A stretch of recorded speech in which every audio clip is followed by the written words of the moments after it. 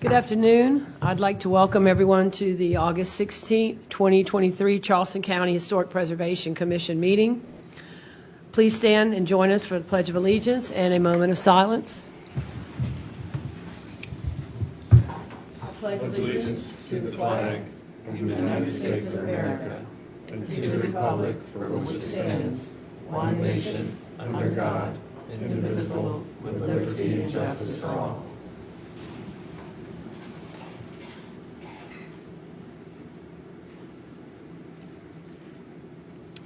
Thank you.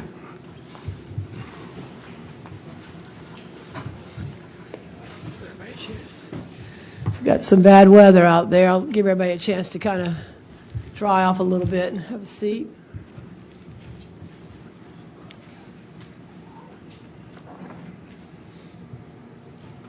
Thank you. This meeting has been noticed in compliance with the South Carolina Freedom of Information Act. This commission acts in review in recommending capacity for designations and removal of historic properties and districts. The commission also reviews proposed National Register of Historic Places nominations.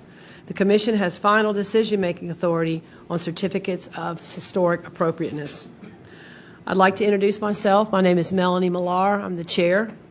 To my left, I have Jason Crowley, Anna Johnson, and Pat Jones. To my right, Tisha Smalls-Brown, English Purcell, and Michael Walsh. Also seated to my right, Commission Attorney Mark Bell. And seated to my left, we have Joel Evans, Director of Zoning and Planning. Joel, would you please introduce your staff? Sure. Andrea Melisic, the Deputy Director of the Planning and Zoning Department. Also, Emily Piggott, who will be presenting the cases today. And Marche Miller will be taking the votes in the minutes.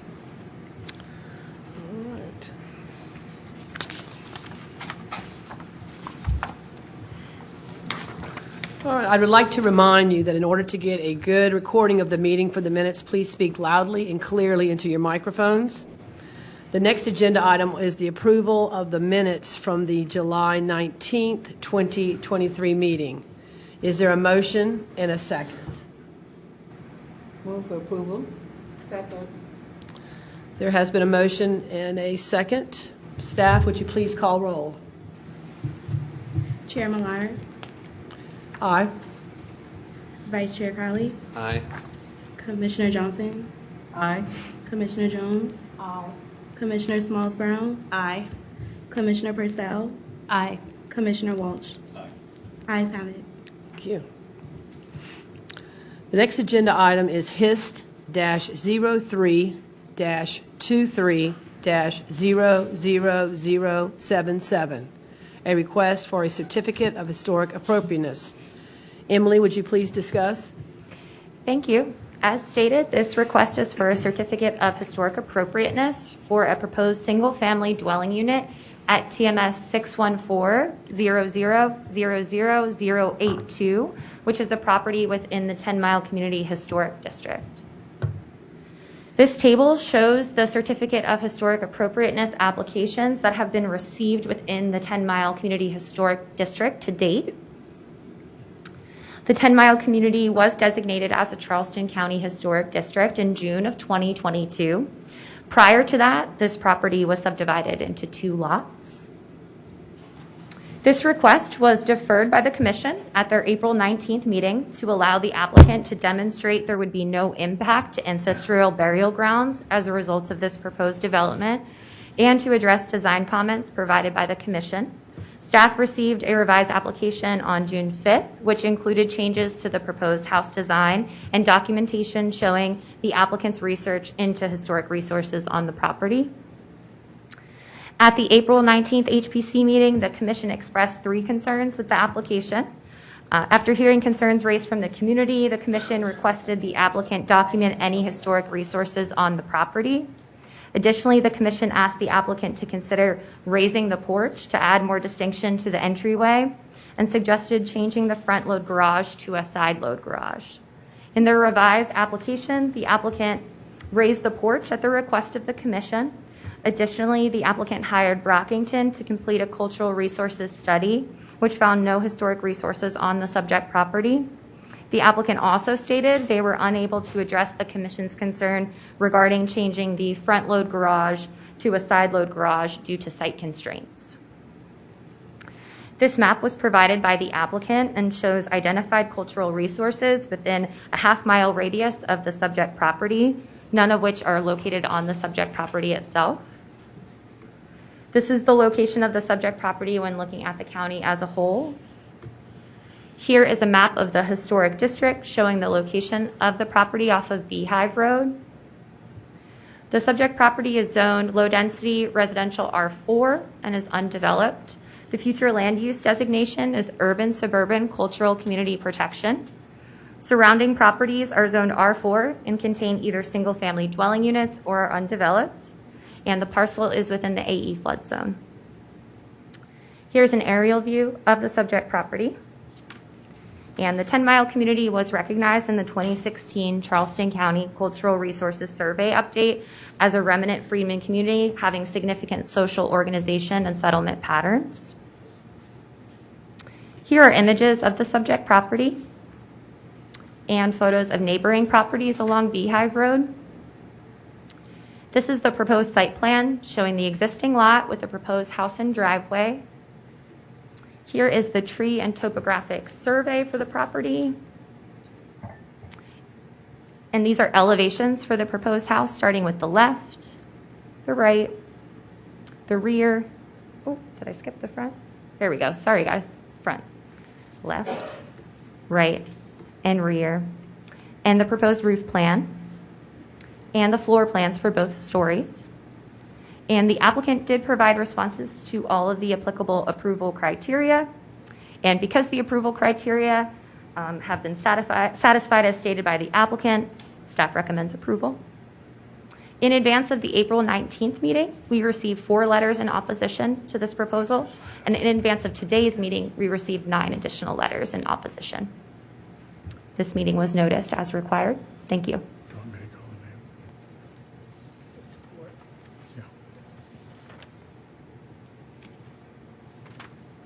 Is there anyone present, thank you, Emily. Is there anyone present who wishes to speak in support of this request? We had 2 people sign up to speak. I'm going to try to read this. Chamberlain Chestnut? Yes, sir. Okay. I'm Yeah. also the applicant. Okay. And then after that, one other, Mark Meyer? Yes. Okay. Yes, sir. We hired Brockington Consultants to come in and do a cultural survey of the land, and they also found that there would be no historical content on the site. We were asked to remove brick from the front facade, which we complied with. The house was on a concrete slab, but we did a raised slab instead, per y'all's recommendations as well. And we tried to do the side load garage. However, there's a large grand oak that will prevent us from doing a side load garage due to the concrete and everything that we need to turn into the garage. So we can't disturb within a certain amount of feet from the root structure. So a side-loaded garage on both of these lots would be unfeasible for that. So that's why we did have to keep that a front-loaded garage.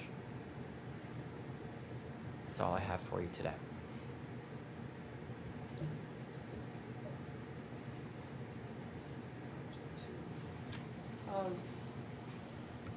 I'm good. Thank you. If you have any questions, I'm here to answer. Yes, sir. All right, is there, since we're going, anyone else in support? That's just the 2 of you gentlemen? Okay. Is there anyone who wishes to speak in opposition? Is there anyone on the list? No one else signed up to speak. Okay, before discussion, is there a motion and a second from the commission?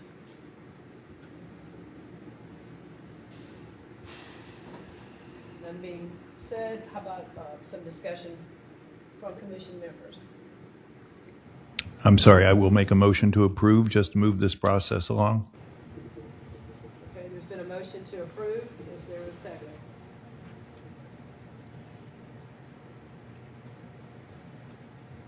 Okay. good. I have a couple questions. I have a question on the garage. I know you said there's no possibility to move the garage to the side because of the grand oak. Is there any possibility to have a separate garage, as a building?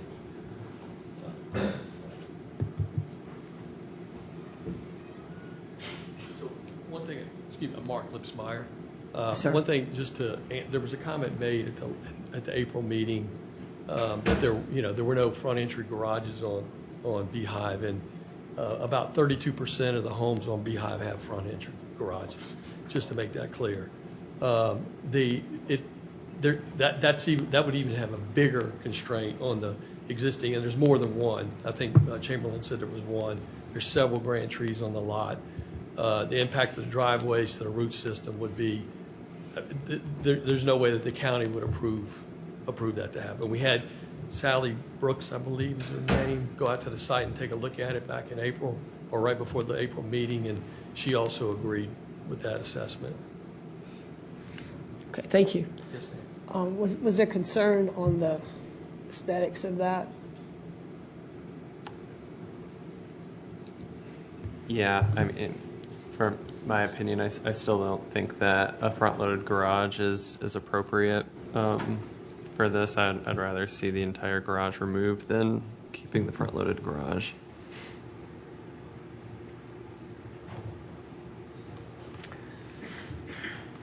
Not sure I could have analysis of this for you, Is there a second? There's no Yeah. second. Does we have a motion? Does anybody want to second the motion after the discussion?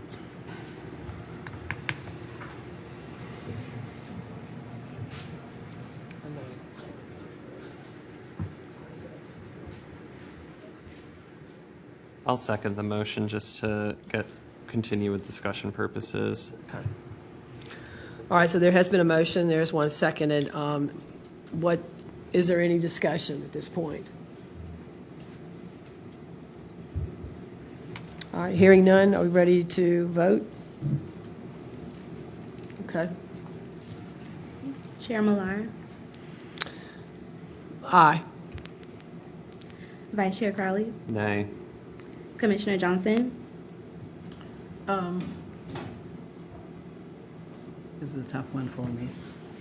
I'm going to go with aye. you said aye. Yes. Commissioner Jones, Nay. Commissioner Smalls Brown, Commissioner Purcell, Commissioner Walsh. Ayes have it. Okay, this is the final decision of the Historic Preservation Commission. If any person with a substantial interest in the decision of the Historic Preservation Commission chooses to appeal the decision, they may do so in the Circuit Court of Charleston County. Such appeal must be filed within 30 calendar days after today's vote. The next agenda item is HIST-03-23-00078, a request for a certificate of historic appropriateness. Emily, would you please discuss? Thank you. This request is for a proposed single-family dwelling unit at TMS 614-0000731, which is also a property within the 10-Mile Community Historic District. And again, here is a list of all of the CHA applications received thus far within the 10-Mile Community Historic District. And the 10-Mile community was designated as a Charleston County Historic District in June of 2022. And prior to that, this property was subdivided into 2 lots. Again, this application was deferred by the Commission at their April 19th meeting to allow the applicant to show that there would be no impact to ancestral burial grounds as a result of this development and to address design suggestions made by the Commission. An updated application was received on June 5th, and it included changes to the proposed house design and documentation regarding research into historic properties or historic resources on the property. At the April 19th HPC meeting, the Commission had requested documentation regarding historic resources on the property, asked the applicant to raise the porch, and suggested changing the front load garage to a side load garage. In their revised application, the applicant raised the porch as requested and also provided documentation that no historic resources were found on the property. The applicant also stated they were unable to switch the front load garage to a side load garage due to site constraints. Here is the location of the property when looking at the county overall. Here's a map of the historic district showing the subject property on Beehive Road. The property is zoned low-density R4 and is undeveloped. The future land use designation is urban suburban cultural community protection. Surrounding properties are also zoned R4 and contain either single-family dwelling units or are undeveloped. This property is in the AE flood zone. Here's an aerial view of the property in question. And this is the cultural resource map, which was provided by the applicant, completed by Brockington, showing the known historic resources within a half mile of the subject property, again, none of which are on the property itself. The 10-mile community was recognized in that 2016 Charleston County Cultural Resources Survey update as having a significant social organization and settlement patterns. Here are images of the subject property and neighboring properties along Beehive Road. This is the site plan showing the existing lot with the proposed home and driveway. Here is the tree and topographic survey.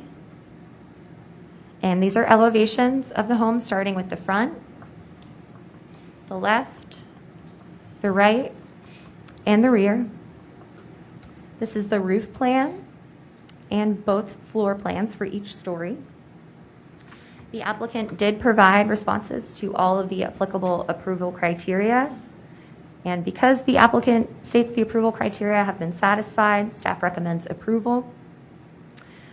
Prior to the April 19th HPC meeting, we received 1 letter in support and 4 letters in opposition to this request. And prior to today's meeting, we received 9 additional letters in opposition. And this meeting was noticed as required. Thank you. Go ahead and ask these. Yeah. I think the same 2 folks requested to speak. The applicant, yeah. Chamberlain Chestnut and Mark Meyer. Is there any additional information on this? Is it? It's a very similar application. If you have any questions, I'm happy.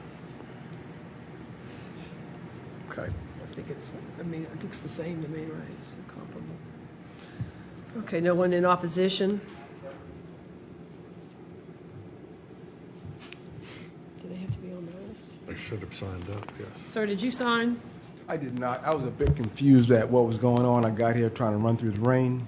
I did not. I did sign up to speak in opposition against another application, though. If you would introduce yourself and your address, please, sir. My name is Craig Askew. I live at 987 Gadsdenville Road. There were emails sent in opposition to this request. We live in 10 Mile, Allendale, South Carolina, which is a historic community. I'm speaking in opposition, in broad opposition towards this project and the other one. If we don't stand up for our community and its historic importance, if we don't make space for ourselves, nobody else will. These projects, and as I grow and live and learn in Charleston County and Charleston, South Carolina, I learn more and better about myself, who I am, and why I'm here. If we don't make space, if we don't protect the history that we've had, there will be no future for us at all. And we can't let economic viability be the subject matter for that survival. We have to stand up for who we are, where we came from. Otherwise, we will have no future. And where we came from was absolutely almost nothing. Nothing but God. Nothing but God has put us here today as a African American people. And these are the communities that we live in. And I don't mean to be a negative to what you're trying to do in building your home, but we have to protect our communities. We weren't able to do that. We were not able to do that.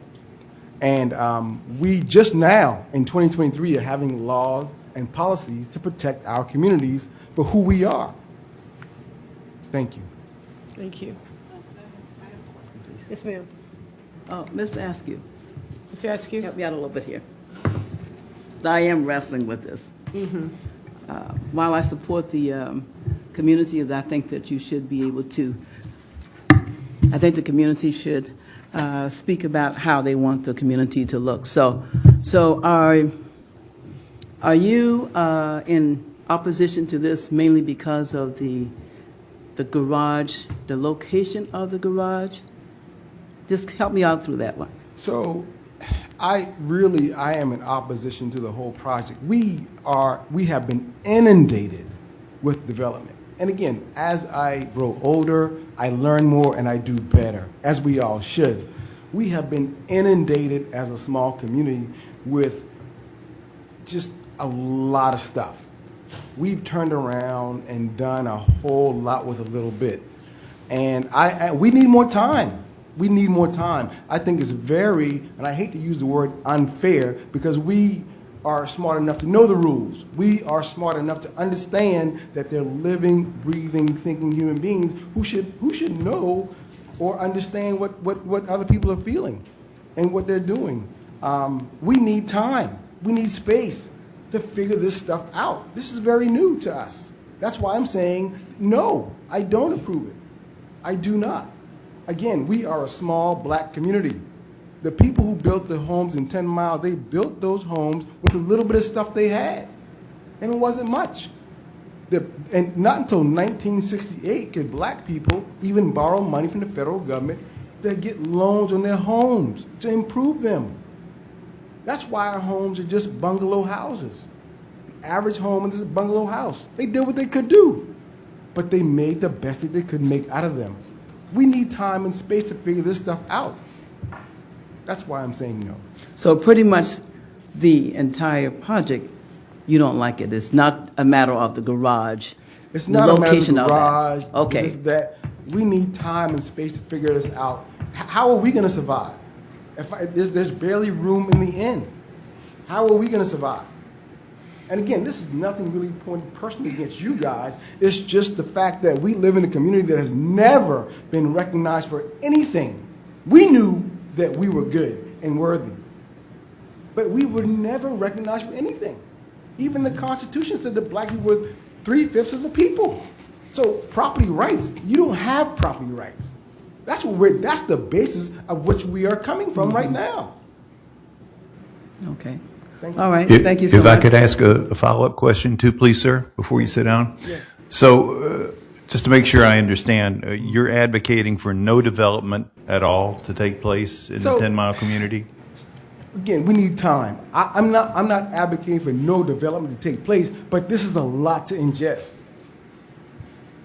Why do you mention this as kind of a threat to your survival? It is. In what way? Because economically, so the Gullah community is all about the land and the people that live on the land. If there's no more land to house people on, then where do the people go? And how do they practice their culture? If there's no more land, what happens? Charleston right now is the #1 place to visit again for the 11th year in a row. Tourism is at a $32 billion revenue stream. People come to see the historic beauty, the antebellum beauty of Charleston. But what happened to the black people who helped build Charleston? What happened to those people? They're extinct. A lot of them are gone. The stories, the culture, the art, the food, and we're being forced out. We need time. We need help from you guys to help figure this out. Black people have never been able to live in the retail economy. We haven't been able to be in the marketplace. We have been pushed to the side year after year after year. So we need time to figure it out. We need time to figure out, we don't know these people at all. It's like a marriage. Before you get married, you should have a counselor to help you figure that out. We are just running at a lightning pace of a speed, and then we're being inundated with new people coming in and new ideas, new cultures, and after a while, we will be gone. We will be extinct. You to look into this future that you're asking time for. Yes.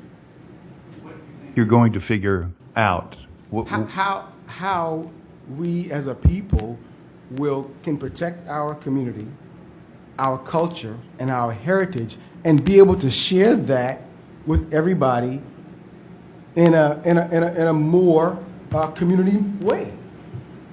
Does that make any sense? trying. But so if in a perfect world, the people in 10 Mile could have not been living on heirs property, if they could have had jobs that pay them a fair wage, if they could have been able to go to college and universities and use their GI Bills like other people could, then we wouldn't be having this conversation. Because we would have been doctors, lawyers, engineers. We would have probably subdivided the community the way other communities have. We would have home builders and developers where we would have the ideas and the plans to execute, but we didn't have all that. If my grandfather survived on a third grade education, if he wanted to get a piece of property cleared and straight, do you think he could go to any judge in 1921 to do that? No. These are the constraints that we have been living under, and basically what I call them is economic sanctions. When the President of the United States comes out and says, we are imposing economic sanctions on China or Russia or whatever country, that means they're not doing business with them, and if they do, they're doing it at a much higher rate. You're going to pay. And to me, our communities have been under economic sanctions since I can remember. And we need time to figure it out. I appreciate the fact that the county has said, you know what, from a federal level, we're gonna work with this national historic preservation, because we need to figure out who we were. Why did we do these things? Were they right? Were they wrong? This commission is very new, and I think my job as a community member is to help you guys figure it out, help us all figure it out. Monopolize, Madam Chairman, but I have one specific thing I'd like for you to react to. Yes. Emily, I don't know if you can go back to the neighboring properties slide. I'd like for you to show the picture of 958 Beehive. Yes, sir. The picture there they've used as an I do see example, that. I do see is that an acceptable structure in your mind? That's a very new structure in 10 Mile. Is it appropriate? It's not. It is not the prevailing character of 10 Mile. That is not the prevailing character. But what I'm saying in essence is, we have to slow down and figure out what is the new prevailing character going to look like. And we really have to slow that down if we want to really preserve the history and culture of these settlement communities. For example, the Sweetgrass Basket Maker is the icon of Charleston. But who protects and works with that basket maker? There have to be people that live in his or her community that support that culture. If we keep letting our land go away, if we keep allowing things to slip out of hand, that will be no more. All those traditions, those things that make us who we are will be no more. Again, we need time to figure it out. You know, they have moratoriums on different things. We need time to figure it out. Thank you very much. Thank you. Thank you. All right. I don't have anyone else listed to speak in opposition. So that being said, is there a motion and a second from the commission before discussion? Madam Chair, if I can interject for a second, I'd like to remind the commission that the question before you is whether or not the proposed design is appropriate or not. Thank you. Thank you for that clarification.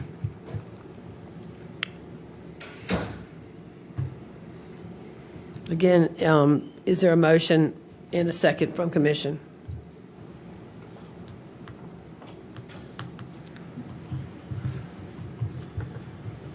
Any discussion at this point? Madam Chair, Yes, ma'am. I think this is a difficult thing for several of us here. I'd like to make a motion to table it.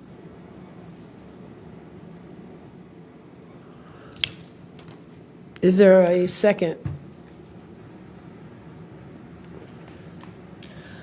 I guess I have a question on that, being that this is a very comparable home to what we just approved. And, if anybody is historically based, I am, as a history teacher of 32 years, so I get it. But I also know that our job is, like we were just told today, is to decide on the architectural design, not on zoning, not on subdividing, not on, whether we want to have a development. I mean, we know we're overdeveloped in Charleston. But again, it was brought to our attention that our function today is to decide on the design. So that being said, it is similar. It's the same to what we just approved. But again, that's my vision. Yes, ma'am. I move that we approve this application. Is there a second? I'll second the motion. Madam Chair, Yes. just want to make a comment. Yes, sir.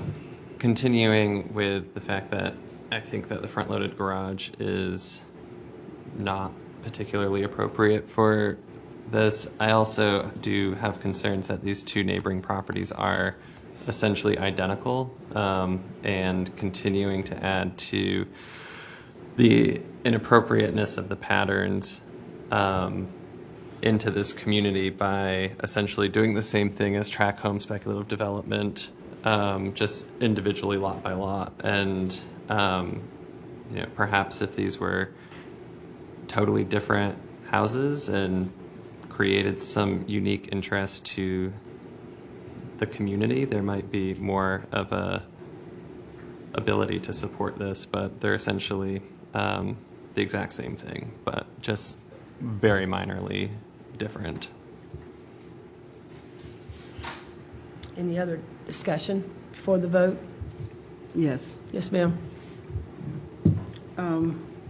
I did support the earlier vote on this other building, very similar.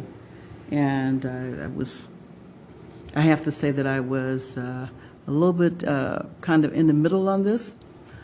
I am going to ask to change that vote. I think that the community should have its say about what it wants to look like. And I understand we're not here to decide on zoning questions. But the gentleman asked for some time, and that's why I asked for this to be tabled, because I think we could give time to go back and let the community look at what do they want to look like. What do they want the community really to look like? They haven't been able to do that. And one thing I will agree with is I do know that the newer homes that are coming in, the more they are built two-story style, really big square footage, it is causing the property value to go up and all of that. But that's not what we are here for. If we gave the opportunity to table, then I thought that maybe we can go back and the staff would be able to go back and look at doing something with the overlay district. And let the community speak about how they want to look. Yeah. Ms. Johnson, Just a moment. right. Ms. Johnson, I did want to let you know that we have been in discussions with the 10-mile community to do an overlay district that would address things like zoning issues, setbacks, lots. We hope to get that to the Planning Commission and Council as soon as possible. It wouldn't necessarily, unless we codified it in the overlay about what the architecture would be. In any case, that is the function of the architecture and design would be a decision from the HPC, ultimately. Thank you.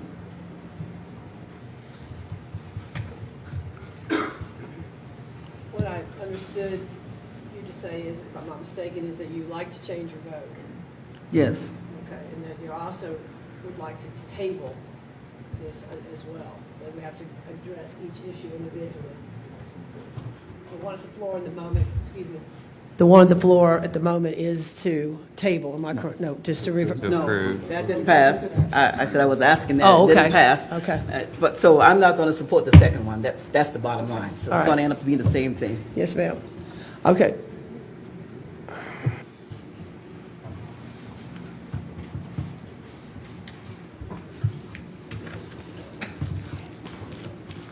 So there, excuse me, at this point, there has been a motion to approve and a second.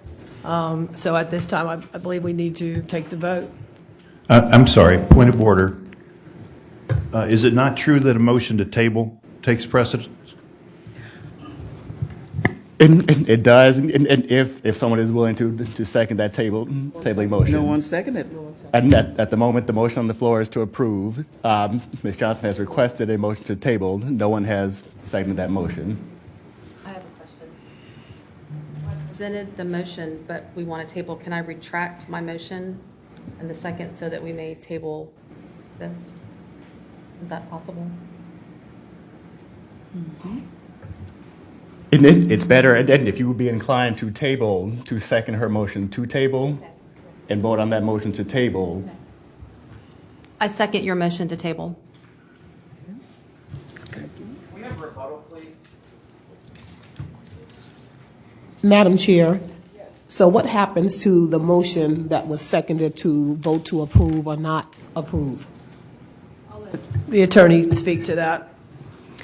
And commission members, the original motion was a motion to approve, and that was seconded. And Ms. Johnson then made a motion to table. Now, then, if that motion received a second, which it did, that motion now takes priority. So the motion on the floor at the moment is to table the current item. And Madam Chair, I believe the applicant would like to be heard for a moment, and if you would so allow. Sir, thank you. The applicant, please come forward and address the. Chamberlain, or Mark, yeah, either one, since you signed up. Let's make a couple of comments, or address a couple of the comments. One of the comments was that I believe that large homes are not acceptable in this area. Well, these are not large homes. These are 1697.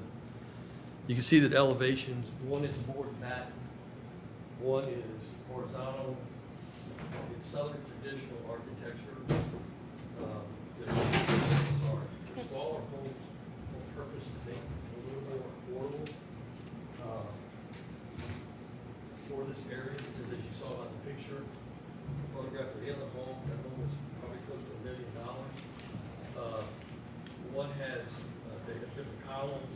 One board and batten, one has shed roof. So they are different. The homes are smaller, 3 bedrooms, 2.5 baths, that appeal to wide demographic. And I'm having a little bit of difficulty trying to understand the process and where we're going with this. I mean, we're here in April, it's 4 months later. I'm not sure what tabling this project is going to achieve. So I do respect everybody's comments, the public's comments as well. These lots were bought almost a year ago from a local person, and I just respectfully ask that you rethink this and move this project along. Thank you.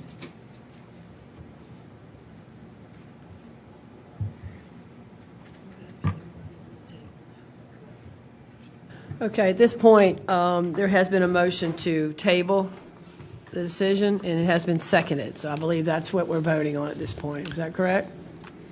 Another point of order. Sorry. Do we discuss a motion to table?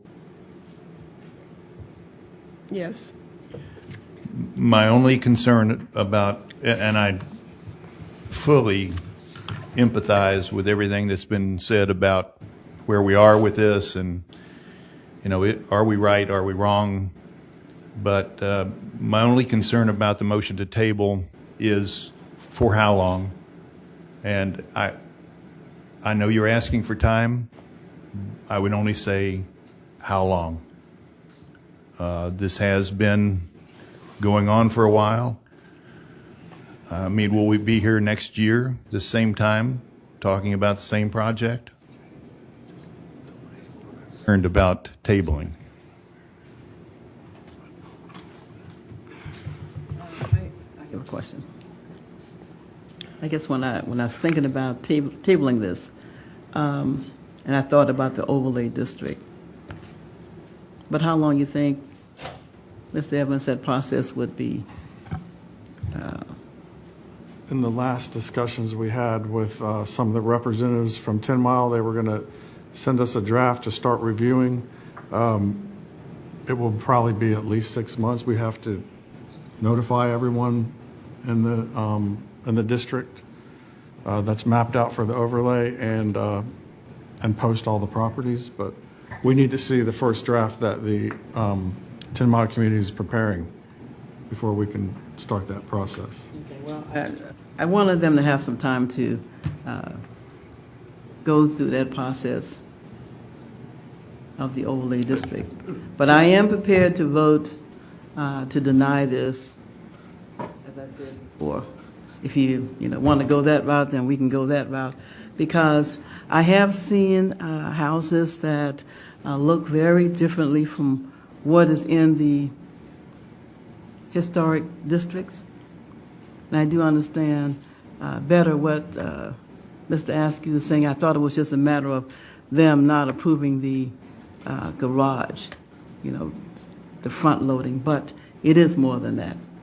So if they don't want their community to start looking like that, I think they should have the right to say that's not what they want.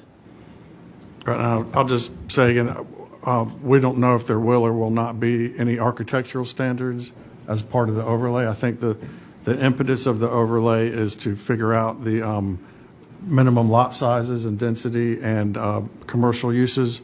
But if there is, of course, we will be advising the HPC of any future structures of what the overlay says about architecture. I just don't know if there's going to be anything in there or not. Okay. That has not been, when we've been talking to the 10 Mile community, that's not been the main focus of our discussions. It was more of the... Hasn't been that? No, it hasn't been the architect. It was more along the density and the uses within it. That's not to say that the ultimate product may have architectural standards in it. I don't know. But so far, our discussions have not included that. Okay, well, help me out a little bit here. Madam Chair, and if I can interject once again, I would like to remind the commission that whether or not an overlay district goes forward, this application is pending today and would fall under the current ZLDR provisions. It would not be affected by any potential future overlay as their application is already in. Okay, I was just wanting to make this last comment. On St. Andrews Boulevard, we have Burns Down community there. And all those houses are pretty much very similar. And no one is going to be allowed to go and build something totally different from what is there. That's what concerns me. So if we're talking about protecting a historic district based on what's there now, and we know that there's a lot of land in these black historical district. There's still a lot of land there. Something needs to be decided as to how the community is going to look. If we're going to say that it should be, we are recognizing the area as historic, and it's based on the kind of housing that's there. That's what is confusing to me.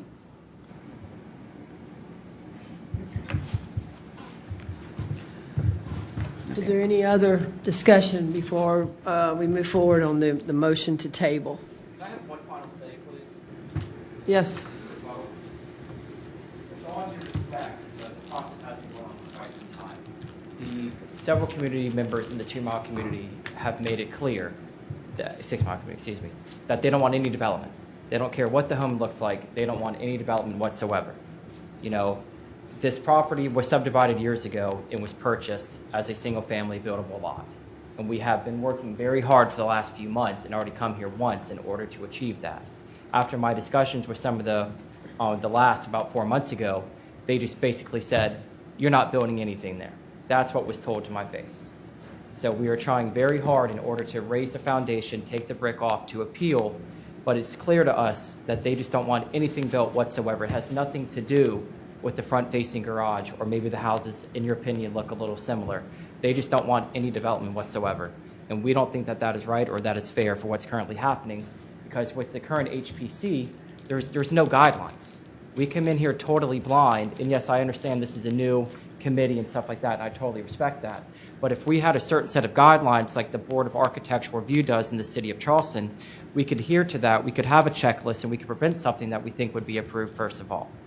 That is the current situation, is that there is no rules, there is no guidelines, so we're trying our best to get this approved, and we kindly ask that you approve the one next door. Tabling this and waiting 6 months, I don't think is financially viable for my client, and I don't think it's right. Thank you.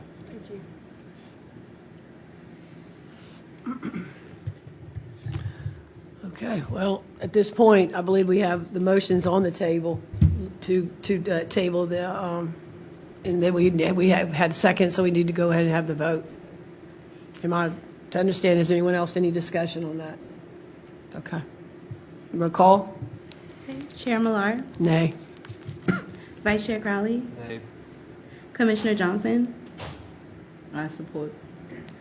Commissioner Jones, Nay. Commissioner Smalls Brown, Commissioner Purcell, Commissioner Walsh. Nay. Nays have it. There's no table.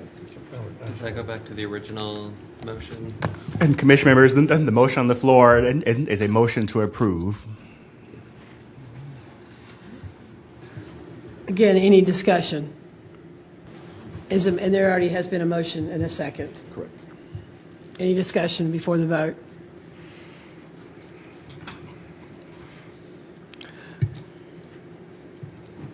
Chair Millar, Aye. Vice Chair Crowley, Nay. Commissioner Johnson, Nay. Commissioner Jones, Nay. Commissioner Smalls Brown, Nay.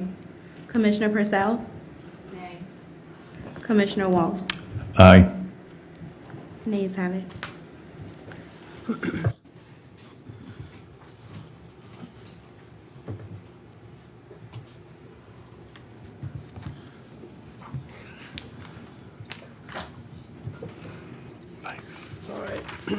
This is the final decision of the Historic Preservation Commission. If any person with a substantial interest in the decision of the Historic Preservation Commission chooses to appeal this decision, they may do so to the Circuit Court of Charleston County. Such an appeal should be filed within 30 calendar days after today's date. Madam Chair. Yes, Ms. Johnson. I would like to make a motion to go back to the previous decision for the first house. I'll let Mr. Bell to follow up with that and tell us how that should process, please. Thank you, Madam Chair. I believe Ms. Johnson has made a motion to reconsider the prior action item, and that motion now requires a second. Does it require a second from the prevailing voters? The denial. Preferably, yes, but, you know. Anybody? So I believe there were 4 people on the prevailing side on the previous vote. 4 noes. So am I to understand that it requires one of the people that with the prevailing vote to second her motion? We would prefer that, but no, you know, and anyone can make the second and if they would like.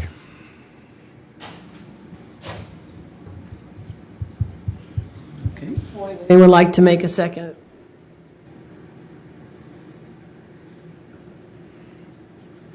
If there is no support, I just would like to change my vote. Can I still do that? We have not left the meeting yet.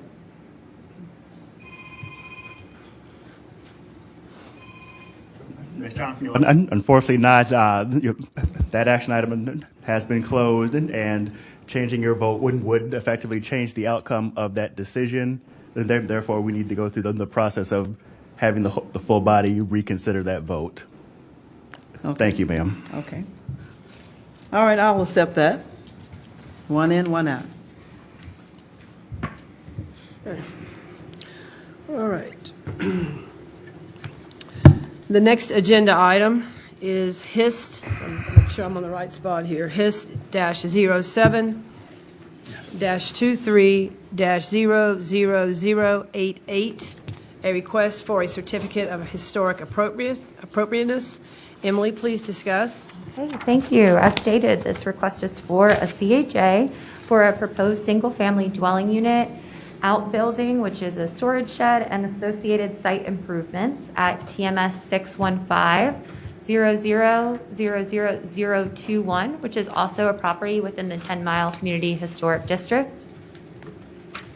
And once more, since the designation of the 10-mile community as a Charleston County Historic District, 9 CHA applications for properties within the district have been received. The parcel was subdivided in February of 2021. A zoning permit for power to an existing dock was approved in August of 2021, and the 10-mile community was designated as a historic district in June of 2022. The applicant has described their lot as a 2.65 acre parcel that is vacant with the exception of an existing fence and gate along Chandler Road. They're proposing a contemporary 2-story single-family dwelling unit along with an accessory structure. The proposed home will be 4,400 heated square feet, and the proposed accessory structure will be 756 heated square feet. Clearing and grubbing will be necessary for site construction, but the applicant has provided documentation stating that no grand trees will be impacted by the proposed development. This is the location of the subject property when looking at the county as a whole. And here is a map of the 10-mile historic district showing the subject property off of Chandler Road. The property in question is zoned rural residential, RR, and is undeveloped. The future land use designation is rural residential. The property is bounded by the Wando River to the north. Surrounding properties to the south, east, and west are zoned RR and contain either single-family dwelling units or are undeveloped. The property is in the shaded X flood zone. Here's an aerial view of the property. And again, the 10-mile community was recognized in that 2016 Charleston County Cultural Resources Survey update as a remnant freedmen community, which had significant social organization and important settlement patterns. Here are images of the subject property, which spans Chandler Road. And here are photos of the neighboring properties along Chandler Road. This is the proposed site plan that shows the existing lot with the proposed single-family dwelling unit and the outbuilding. Here are the floor plans for each of the stories and the roof plan.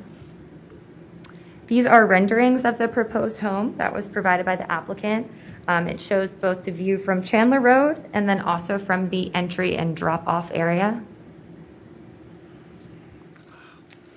These are aerials with the proposed building footprint overlaid on top. This is an oblique view to the southwest and from the north and the east. These are elevations of the proposed dwelling, starting with the north, followed by the south, the east, and the west. And the applicant did provide responses to all of the approval criteria that applied. And because the applicant states the approval criteria have been satisfied, staff is recommending approval. We did receive 1 letter in opposition and 3 letters in support for this request, and it was noticed as required. Thank you. Thank you, Emily. I'll go ahead and read it to people so I know. I don't say. Is there anyone here to speak in support of this particular? Okay. Dat, Avil, and Robbie. Okay, yeah, yeah. Oh, sorry. Your name and your address, please. Hi, yes. Good afternoon. My name is Diet All. My husband Robbie and I are here requesting a permit to build our forever home at 1416 Chandler Road. As an educator and an architect, we appreciate the intent of this commission as former owners of 3 historical homes that we renovated in San Diego, Charlotte, and downtown Columbia. This will be a multi-generational home for us. We just dropped our third child off to college, so they will be fluctuating in and out of our home over the next few years. We are fortunate to have both sets of our parents still with us who are in their 80s. We planned this home to accommodate for their future needs. The site of this home is intended to meet the needs of both ends of our family. Our childhood family friend owns the adjoining property, and we agree that both of our homes complement each other. We both planned to landscape with native vegetation. Thank you for your time and consideration today. We are excited to be a part of this historical community. Thank you. I'll have some follow-up comments if I may. As an architect, I'll get a little more technical, but we're excited to be part of this community and really look forward to building this home. We bought the property over 2 years ago, and we fell in love with the area. We fell in love with the site itself, the nature, the trees, the marsh, and the river, which is a wonderful setting for a house. We worked to make sure we set this house design within the nature. It was already partially cleared, so we cleared some smaller trees and vegetation right after purchasing the property, but certainly are not taking down any trees of any substance whatsoever to build this property and really design the house to fit within the existing conditions of the house and views of the marsh. It's a contemporary style, but it has a lot of traditional elements, traditional materials, traditional proportions, and a lot of sort of details in terms of the style and the materials and the form of it, but certainly very contemporary in overall style. We looked at the criteria, of course, of the historical neighborhood, the criteria A through E. What really talks a lot about patterns and a lot about meeting the existing patterns. And the patterns of the neighborhood relative to the site are that it's relatively large properties with single-family residence, and that's what we're proposing, of single-family residence on a fairly large piece of property, over 2 acres. Relative to style of an architecture, there is no real historic style within the neighborhood. We've surveyed a lot, rode around a lot, and there's a very eclectic mix of architecture. There's small houses, large houses, there's houses of brick, there's houses of wood, there's houses of stucco.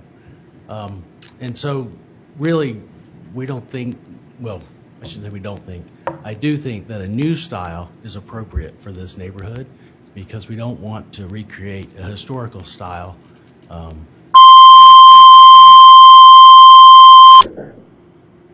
Y'all's address, did you say your address when you said your name? Yes, sorry, 1416 Chandler Road. Okay. And my name is Robbie All. And we're here to take questions after discussion and appreciate your consideration. Thank you. There were 4 other folks that signed up for this case but did not check to speak. I just want to make sure that that is the case. That they did not. They'd like to speak. Okay, so, but Craig is not even on the, Pearl, did you want to speak? You signed up but did not check. Okay. Keisha Jenkins, hope I'm saying that right. Okay. Charlotte Jenkins. Good, okay. Mariella, sorry. Okay, good, all right. So that's it, that's all who's signed up. Okay. Yep. Yes. A question for the applicant, just something that stood out, what you said when you referred to properties in the area as fairly large. Can you define that, what that means? What does that mean? I think that from what I can tell in the neighborhood and the report that was done for the neighborhood community was that lot sizes range from fairly small, like 0.5 acres, up to 10 acres. And most of the properties within the community are around 2 acres. That's acreage, I'm talking about like the actual dwellings themselves. Oh, the dwellings themselves. I obviously have not done an in-depth study of the dwellings within the neighborhood on size. I know that the staff had some criteria or some comparisons that they had done as well. So I can't really comment on an in-depth size within the community itself. This house that we're proposing is 4 bedrooms, and as my wife said, it's a main bedroom for us, and then we have 3 guest bedrooms, which we think will be for children and in-laws well. Excuse me. Oh, go ahead. I was just going to ask what the square footage, I'm seeing is on the home. Maybe I'm missing that. 4,400, something like that? That's right. The heated square footage is 4,400. A question, as you drove around this, by your terminology, eclectic community, did you see anything else that appeared this contemporary and modern? No, sir. Not contemporary in this way. Example, at the comparison at 1420 Chandler, you know, that looks like sort of a traditional low country home. That is correct. You know, from my perspective, again, architecture is a continuous evolving art, and recreating what's already been done is not necessarily historic. All of these homes that are in this historic neighborhood were new when they were built, and they were of a new style when they were built. So this would follow along with that same pattern of building new styles within the existing neighborhood.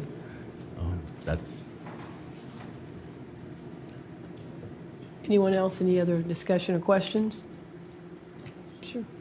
Can the home be seen from the road? Will it be able to be seen from the road?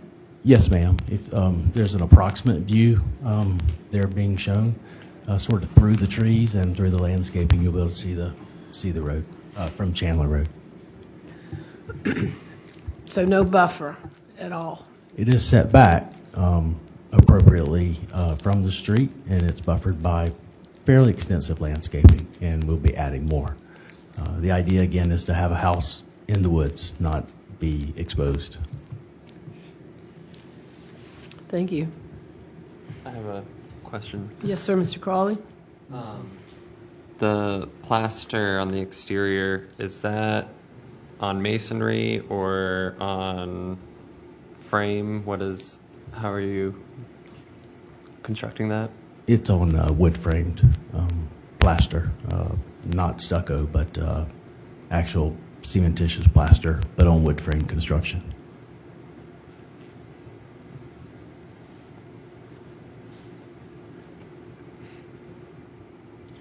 Any other discussion, applicant or staff?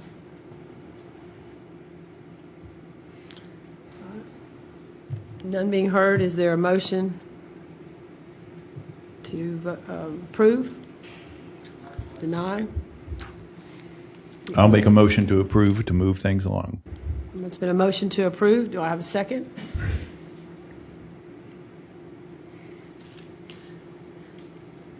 In order to expedite, would anyone like to make a motion to approve so that we could vote?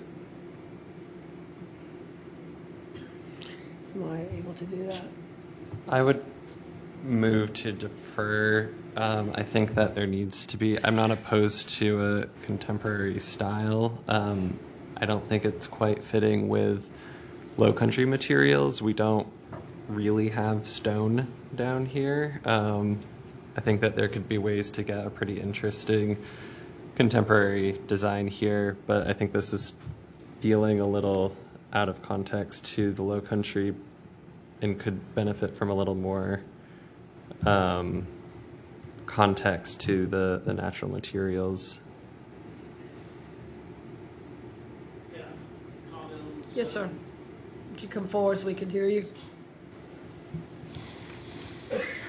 I guess we could have brought some material palettes as well, but it's not intended to be stone like, say, a mountain stone. It's intended to be a stone that mimics what might be like tabby architecture, so sort of a low country stone, but not actually using oyster shells, but something that would mimic that aesthetic.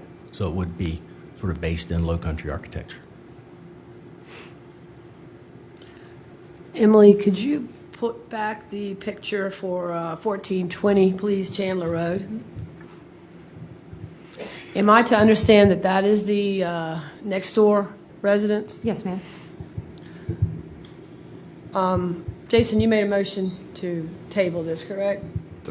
defer this. I have to agree. I totally respect what it is you're trying to do here, but I think if you look at what's 1420 Chandler Road is showing, and I agree with Jason that this is more of a traditional southern home. I'm not really sure what that actually means anymore living in this area. It's really changed, just like Mr. Eskew was saying, but I do believe that there needs to be some time to revise. If I can just say, 1420 did write a letter of support for us, if that's valuable. Okay, well, thank you for that, but yeah. Yes, so Madam Chairman and HPC members, I think that if the motion to defer does move forward, if the commission could be as specific as possible of what they expect out of the applicant back, as much as possible, to kind of just leave it open-ended, that there's a deferral, but that you want to see something different, is, I think the applicant would need more if that motion goes forward. Thank you, and I agree with that. I think that was stated earlier is that we're new as a commission, and we do need some guidelines like they have specifically downtown, for when people are trying to stay close to traditional, I guess, terms and building. In my opinion, that the structure that you guys want to build is beautiful, but it's not appropriate for this historic district. And I think this home on 1420 that's given you the approval, their recommendation of approval is closer. And I know that's a hard thing to hear, but again, you're in a historic designated area, and that makes it very different. And that's. And of course, this makes no difference to what you're trying to do today, but we did buy the property over 2.5 years ago, and so of course our story is waiting for our children to Yes, ma'am. go, and if we had have done this a year ago, we would not be here. So we did not know about these guidelines, and I very much appreciate what you shared today, and I understand and value those feelings. When we started this journey, we just didn't have that information, and this was not a process. So we're just trying to complete our process that we originally started and work within the guidelines and criteria we tried to follow as closely as possible. Yes, ma'am, thank you. So, Madam Chairman, was that a second to the motion that you just gave? Yes. So that being said, is there any other possibly discussion or comment to help with what it is that we could suggest as a board to help them move forward? If this is, we do actually ask them to defer.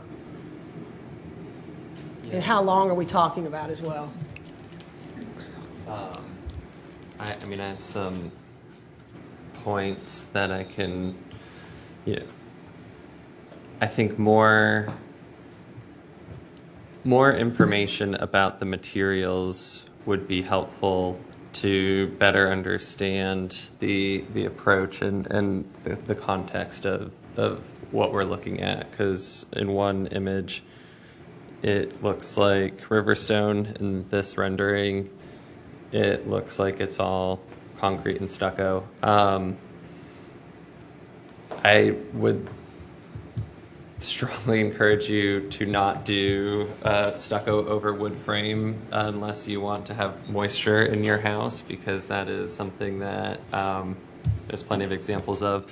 But looking at the entry elevation, that screams to me not of the Low Country. That looks like something that you would see on the West Coast, and it's interesting. It just does not. There's something about it that doesn't feel right.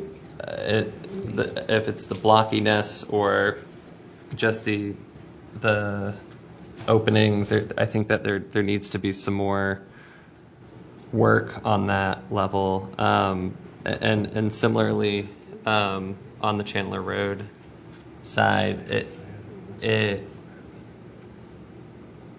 gives off a sense of like California Frank Lloyd Wright, and I think that you could get to something that could be really interesting with a little more maybe horizontality or changing of the openings, or maybe it is just focusing on the materials that could continue to maintain a contemporary structure design that just feels maybe a little bit lower to the ground in scale as opposed to so rectangular and boxy.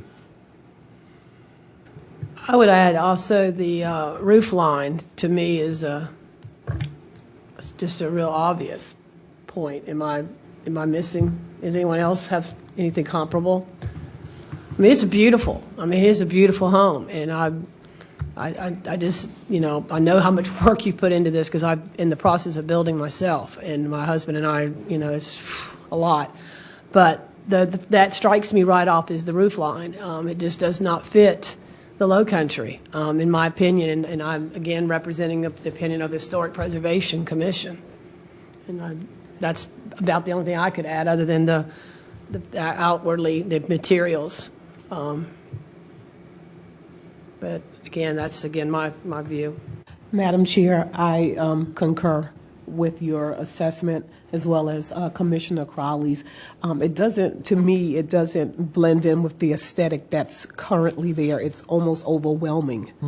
And I don't know, what you could do to fix it because I know you've put a lot of work into it and this is what you want, but it doesn't blend in with the natural aesthetic that's there. I agree. When I look at this home, it is gorgeous. It is very large. And I'm just concerned with the nonconformity of it with the rest of the community and historically. So if you can make adjustments, that would be great. So point of information, sorry to keep asking for this, but if we defeat the motion to defer this and we go back to the main motion to approve it and it is not approved, then these homeowners can come back again with a completely different design at some point in the future for reconsideration. Is that all correct? I would like to confer that, ask Mr. Bell to discuss that with you, but that's my understanding. There needs to be a change before they would come back. Is that correct, Mr. Bell? Mr. Walsh, to answer your question, I believe you made a motion to approve. I do not believe there was a second, so the only motion out there is the motion to defer. Should that not go through, then the body is open to making another motion. Once that motion is made, the applicant can either appeal that decision or then they can go back and make some changes to their plan and present those to the Historic Preservation Officer, who will then review the changes and bring them back before this body. How long would the actual time frame we are discussing here for a deferral? Just to remind everyone, it would have to be a minimum from staff's point of view for skipping the next meeting and the next possible meeting, which would be October. And that would be the very earliest, depending on what the applicant, how much time the applicant needed to put together another plan. But after that, that's up to the commission how they want to, how long they want to allow the deferral to.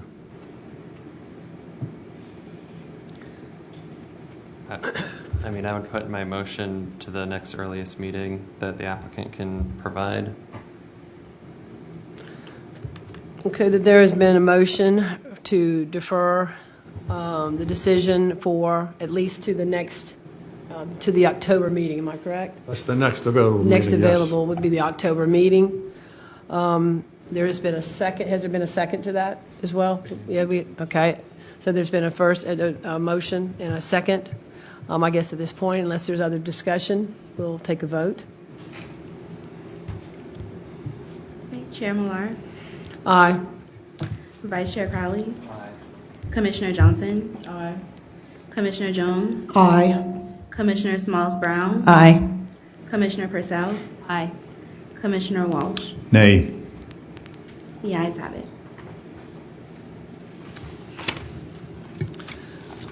This is the final decision of the Historic Preservation Commission. If any person with a substantial interest in the decision of this Preservation Commission chooses to appeal the decision, they may do so in the Circuit Court of Charleston County.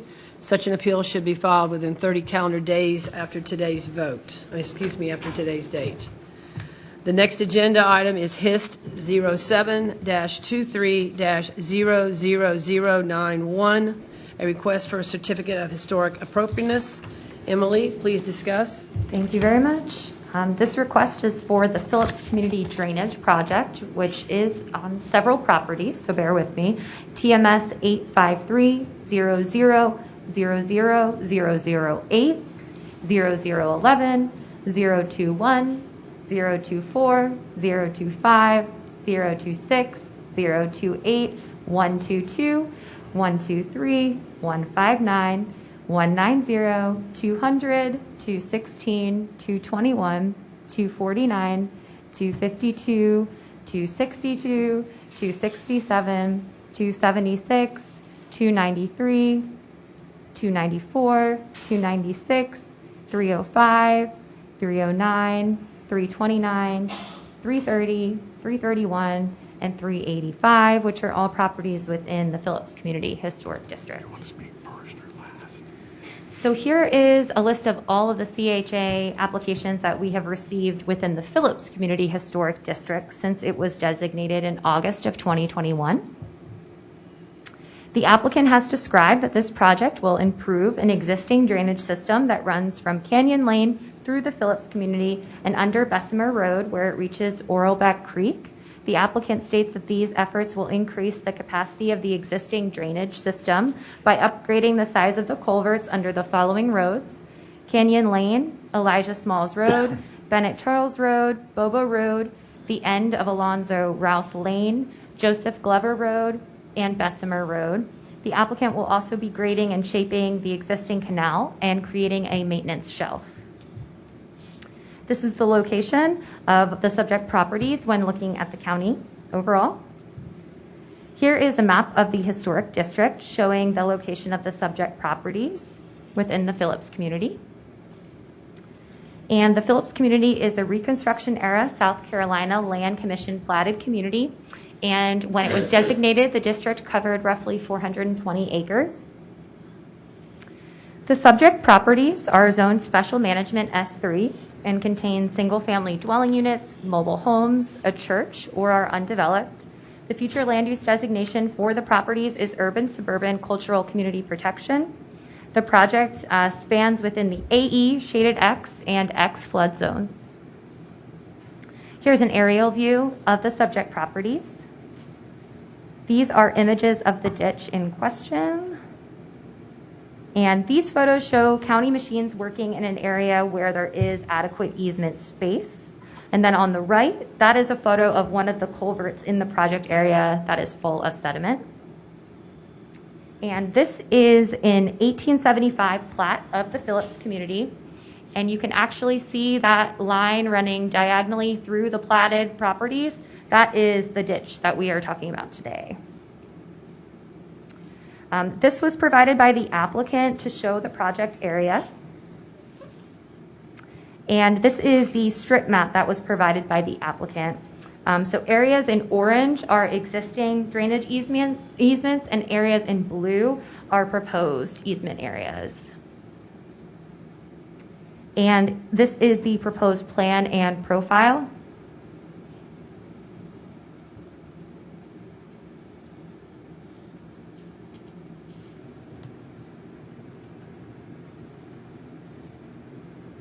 The applicant did provide responses to all of the approval criteria that applied.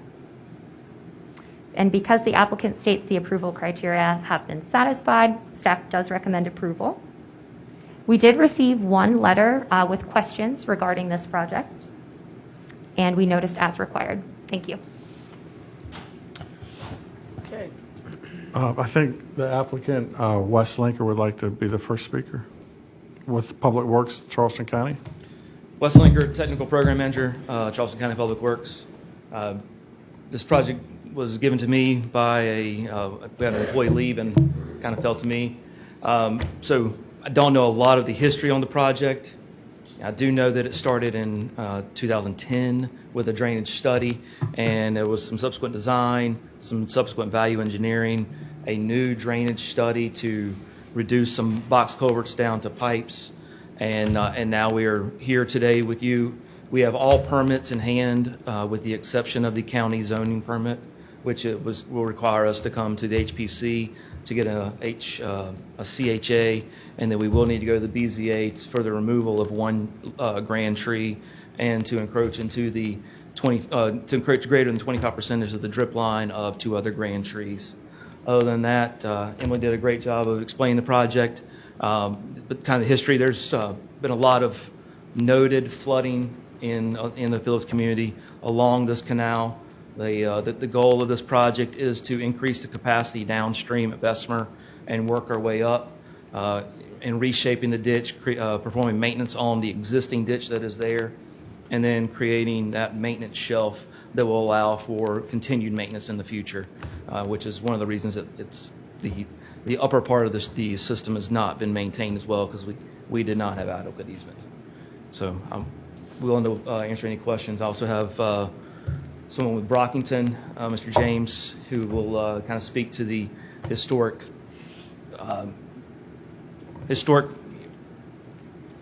the history of the ditch. There you go. Thank you. And that's the next speaker is Larry James, yes. Thank you, Wes. Again, Larry James, Brockington Associates. We're located at 498 Wando Park Boulevard in Mount Pleasant. Brockington was contracted to do a assessment of effect for the proposed Phillips Community Drainage Project. Phillips Community in itself is eligible for the National Register of Historic Places, and it's been considered not only a historic district, but also a cultural landscape and a traditional cultural property. Our assessment included a review of historical background of the Phillips community and all documented cultural resources within and near the project area. I'll try to make this a little bit briefer, but archival research shows the Phillips community was originally settled by emancipated African Americans in the late 19th century. The community comprised of several subdivided lots allocated from the Laurel Hill Plantation, owned by the Holbeck family. The community subdivision was on both the east and west sides of the public road as seen on the 1875 plat. That would be figure 1, Emily.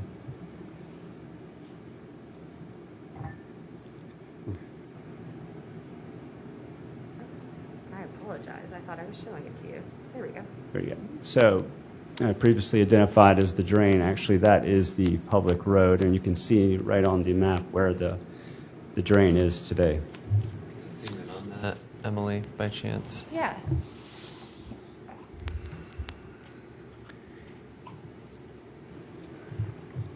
Between 1877 and 1930, the small farm community grew up individual lots who were continually purchased by African American families. In time, grocery stores, mercantile stores, daycares, and other small businesses were established around community social centers as the Greater Goodwill AME Church and the Phillips School. By 1919, community is moderately developed, with particular clustering along the shoreline of Holbeck Creek. Emily, can you show number 2, please? The waterway has been identified as a central artery of the community where members have congregated for social, recreational, subsistence, and spiritual purposes over the past 100 years. By 1943, the community expanded eastward into sublots divided by the Holbeck family in the 1880s. Can you show number 3? Thank you. We see the former public road, Gregory Ferry Public Road, improved as now South Carolina Highway 41. In addition, we identified the drainage system on the east side of the community. You can see now that the drain has been installed. By 1958, we see more roads and drainages crisscrossing the community. Thank you, Emily. As more homes and lot purchases continue to expand eastward. That's the figure 4. The design is mostly consistent with today's current layout of the Phillips community. So part of our review also included looking at previous investigations of not only the Phillips community, but also within a half-mile radius of the project area. You can see the map is quite busy between really the mid-'80s, and in 2016, the Phillips community was, recognized as a significant historical district and as a cultural place. And in 2022, Charleston County proposed improvements to South Carolina 41, the corridor, and contracted with HDR to conduct an impact study for the highway. The study also included Brockington's efforts to do a archaeological and architectural review of the corridor as well. Combined, these studies found over 50 cultural resources just within the Phillips community alone. And one of those resources happens to be our ditch. It's individually known as Site 8523.24, which is on this map, but there's so much on the map you can kind of get lost in the picture. But I just want to point out individually these resources do not stand as eligible for the National Register, but as a whole, and they form the fabric of the Phillips community and what makes it unique. So again, we find that the assessment effect for the proposed drainage will have no effect to the historic property because, one, it's not a newly area of ground disturbance. It's an enhancement of an existing resource. And all improvements to that resource will not only promote health and wellness into the community, it will allow an opportunity for the community to possibly utilize the drainage area as a green space. And that can go various ways for recreation or just aesthetic natural resource as well. Thank you.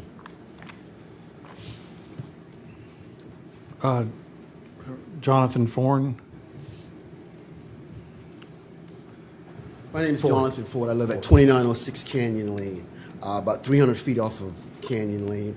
And we've been trying to get this ditch improvement for about 20 years, it seems like.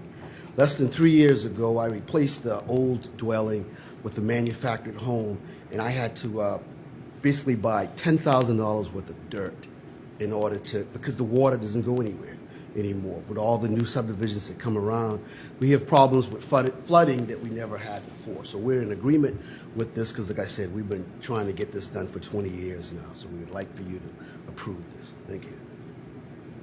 Richard Haversham.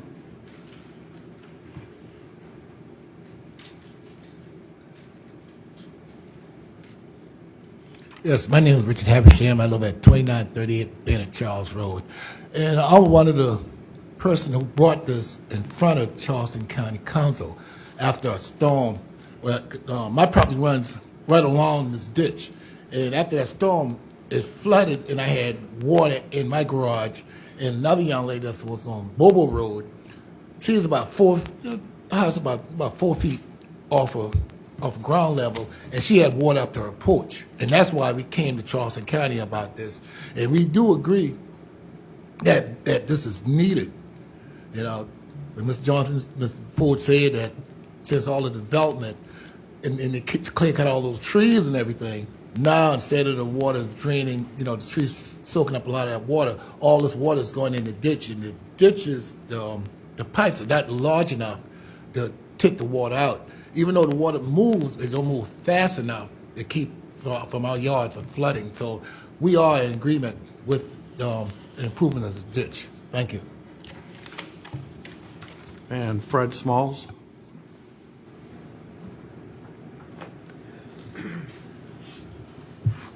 Fred Smalls. I live at 2959 Elijah Smalls Road in the Phillips community, and I'm speaking in support of this drainage improvement program. This program has been long in the working and is long overdue for our community, especially after all the development of all the subdivisions around our community. And now that the runoff from these developments, they now flow into that drainage ditch, which causes flooding in our community, a problem that we never had before until all the development. My property is one of the affected areas.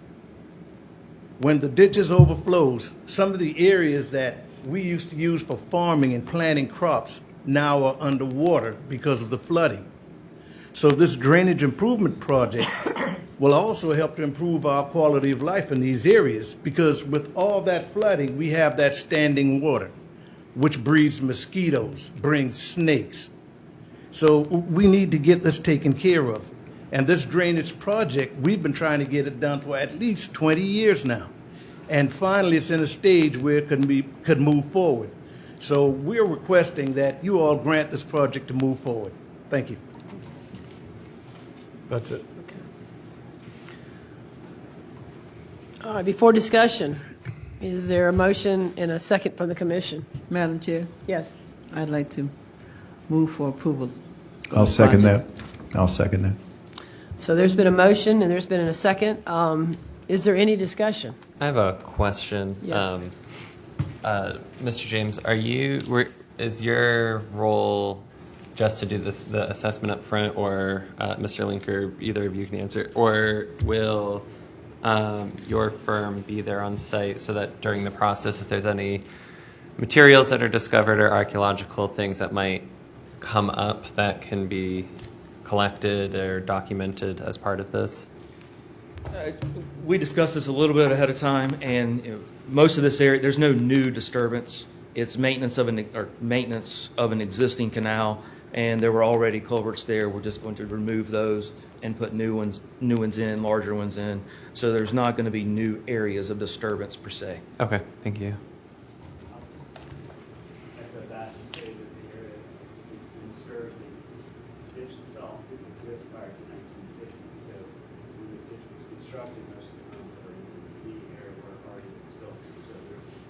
There is no evidence of cultural material that would be newly discovered by the maintenance of the roads. Thank you. Any other discussion? Okay, let's take the vote. Chair Millar, Aye. Vice Chair Crowley. Aye. Commissioner Johnson, Aye. Commissioner Jones. Commissioner Smalls Brown. Commissioner Purcell. Commissioner Walsh. Ayes have it. Congratulations on your community and getting this done. It's a long time overdue. This is the final decision of the Historic Preservation Commission. If any person with a substantial interest in the decision of the Historic Preservation Commission chooses to appeal the decision, they may do so to the Circuit Court of Charleston County. Such an appeal shall be filed within 30 calendar days after today's date. All right, the next agenda item is HIST-07-23-00089, a request for a certificate of historic appropriateness. Emily? Thank you very much. This request is for the placement of a manufactured housing unit and associated site improvements at TMS 583-00-00452, which is a property within the Phillips Community Historic District. Once again, here is that table showing all of the CHA applications we have received thus far within the Phillips Community Historic District.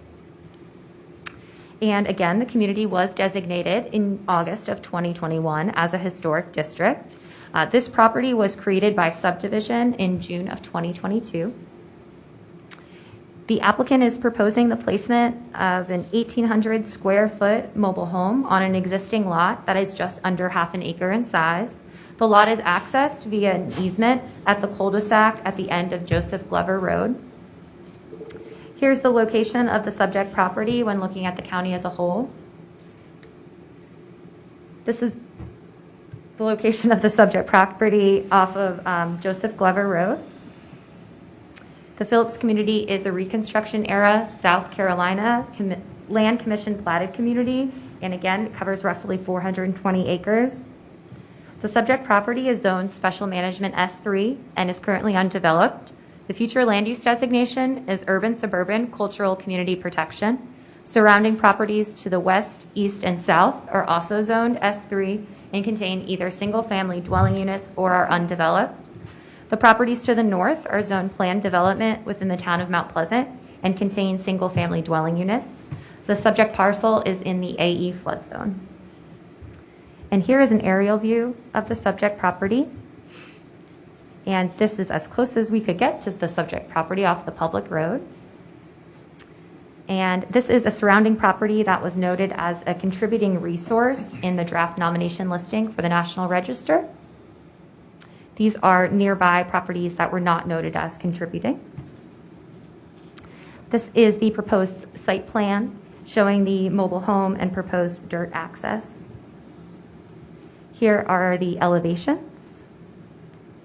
And the applicant provided this photo of the proposed mobile home. The applicant did respond to each of the approval criteria that apply. And because the applicant states the approval criteria have been satisfied, staff recommends approval. One letter with questions about this application was received, and the meeting was noticed as required. Thank you. Thank you, Emily. Joseph Glover?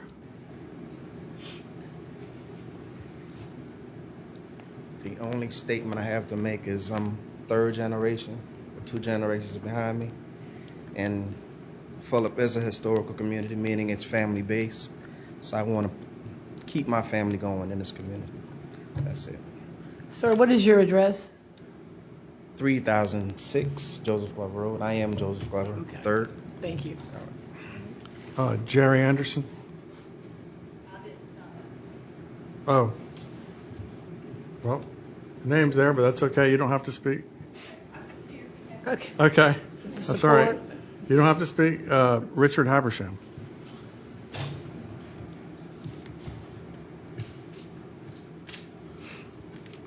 Yes, I'm Richard Habersham at 2938 Ben and Charles Road.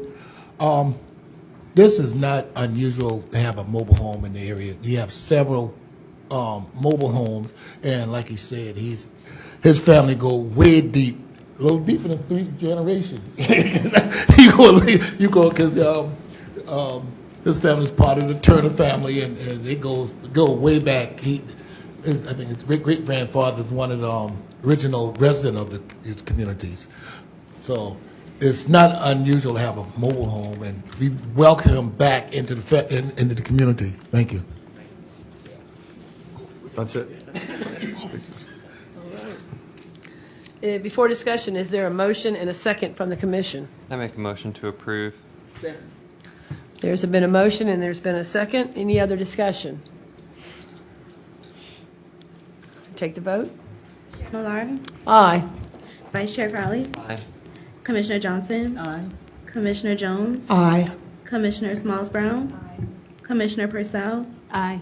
Commissioner Walsh. Aye. The ayes have it. Congratulations, sir. Good luck with your own. All right.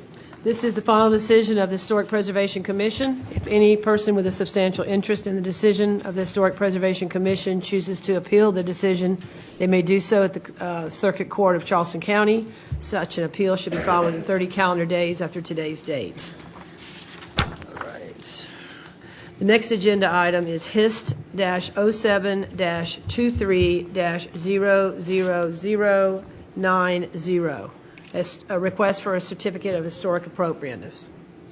Thank you very much. This request is for a proposed single-family dwelling unit at TMS 583-00000289, which is also a property within the Phillips Community Historic District. Once more, this table shows all of the CHAs that have been received to date within the Phillips Community Historic District. And the Phillips community was designated in August of 2021.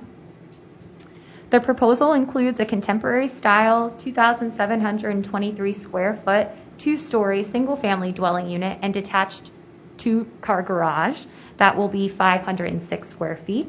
The exterior of the home will be primarily stucco. This is the location of the subject property when looking at the county overall. Here's a map of the historic district showing the property on Habersham Road. As stated previously, the Phillips community is a Reconstruction era land commission platted community, and the district covers roughly 420 acres. Subject property is zoned special management S3 and is undeveloped. The future land use designation is urban suburban cultural community protection. Surrounding properties to the north, east, west, and south are also zone S3 and contain either single-family dwelling units, manufactured housing units, or are undeveloped. The parcel is in the AE flood zone. This is an aerial view of the subject property, and these are images of the property. These are photos of nearby properties that were noted as containing contributing resources within the Phillips Community Nomination Form for National Register listing. And these are nearby properties that were not noted as contributing. The applicant has provided this rendering of the proposed home and detached garage. And this is the site plan showing the house and detached garage. Here are the elevations, starting with the front and the rear, followed by the left and the right. These are the proposed floor plans and the roof plan. And the applicant did respond to each of the approval criteria. And because the applicant states the approval criteria have been satisfied, staff recommends approval with the following 2 conditions. 1, the shipping container that's currently present on the property must be moved off the property prior to zoning permit issuance for the new construction. And 2, siding shall not be made of metal. This meeting was noticed as required. Thank you. Thank you, Emily. We had 2 folks, Perry Robinson. Yes.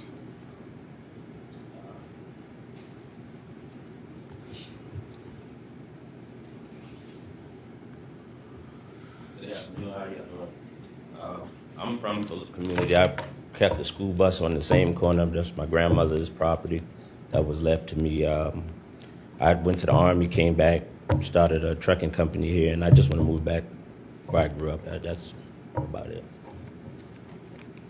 And you're at 1753? 33, Haversham. 33, okay, Haversham, okay. Yes, sir. Any questions? I'm sorry, before you walk away, sir? Yes. So this is your home that we're looking at, this proposal? Yes, sir. Thank you. Richard Habersham?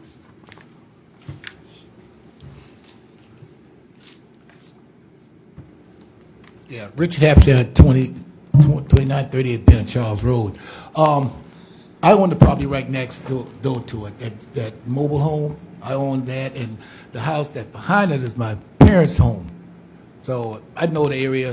Like I said, his grandmother had a home there, and it burnt down. And I think the great grandfather had a house on the other side when I grew up. So he's not a stranger, and he's still part of the community, and we welcome him back to the community too.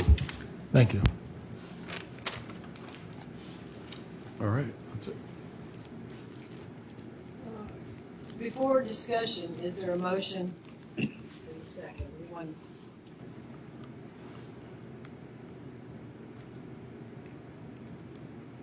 I think that, again,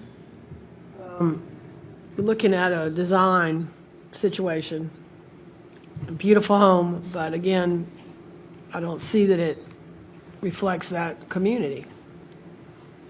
And again, we're looking at roof lines. It's beautiful, but I just don't see it as something that blends in with this particular type of community. Is there anyone else that has discussion on that? I have some of those same concerns. Mr. Crowley? Some of the same concerns that you also? Yes, it is beautiful, but it doesn't conform to the community. From riding around that area, there's a house 2992 Julius Robert Road, a completely stucco house, boxed design the same as mine. 2404 through 2420 on Rainy Road and Bent Oak Road and Phillips Creek. Every house looks identical to mine, a detached garage to the side and a straight up square built home. I understand the pitch of the roof is a little flat, but I mean, there's mobile homes in that area with a completely flat roof.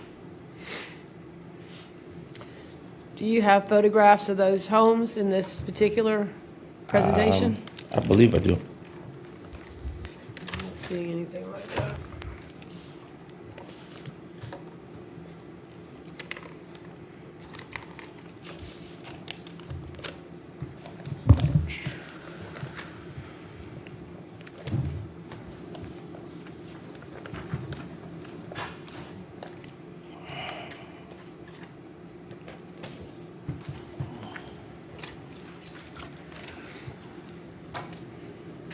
Thank you.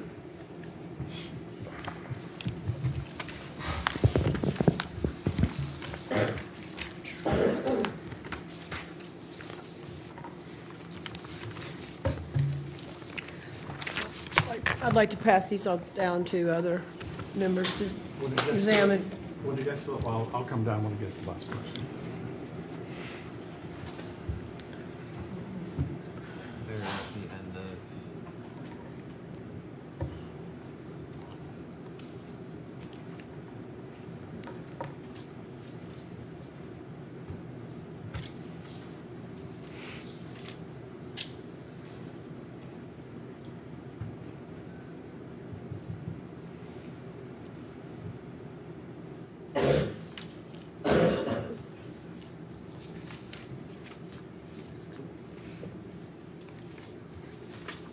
These are the rest. This is the rest of these materials.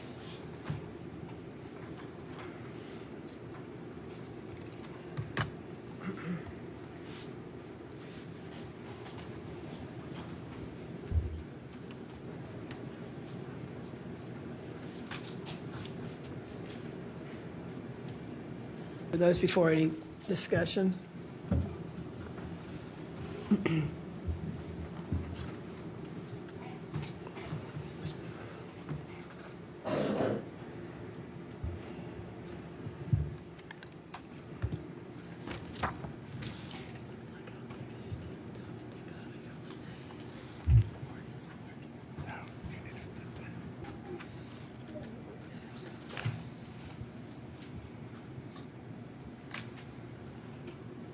Mr. Robinson, thank you for those pictures. I would like for someone else to have a discussion before I make my comments.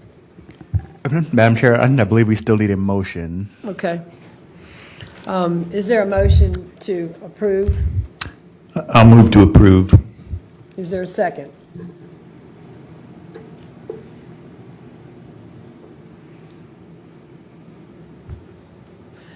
Hearing none, is there discussion at this point? I'd make a motion to defer to provide more time for design. And again, Commission, as in the last case like this, as many specifics as you could give the applicant so he knows the expectations when he does come back, that would be prudent. And I can elaborate if I have a second.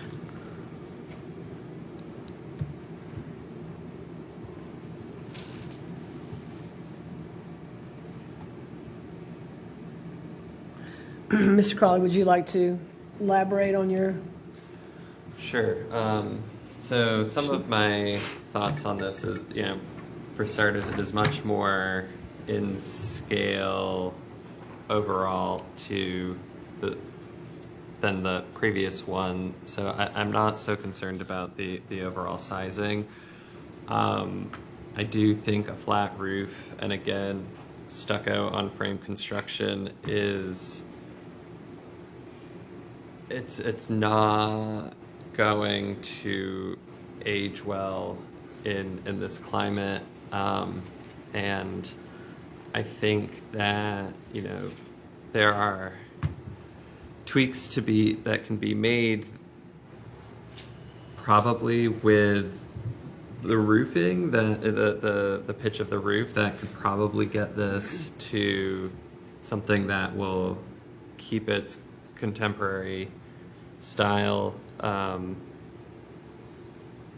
that will probably get it to be a little bit more palatable. I think, again, overall the massing is generally fine for what we've been seeing coming from Phillips recently. We've had some houses as small as 2,000 square feet, some houses as large as almost 4,000 square feet. So but my thoughts would be generally tweaking the shape and the materials and the roof. Yeah, those are my comments. Any other discussion? I agree with what you're saying as far as the pitch, and there are mobile homes with the same flat roof, but again, this is a totally different style home, and while it is beautiful, and I think the size is totally appropriate, I think that there's just some work that should be done with the roof and maybe out the materials for the exterior. That's my only view. Anyone else have any input? Well, I concur with you. I'd like to see the roof build up to reflect more of what's in the area. Do you have questions, sir? Yeah, kinda. I don't really know what to go tell my architect from that. Would I tell him to make the house hardy plank over stucco and that would appease you, or put a pitch in the roof?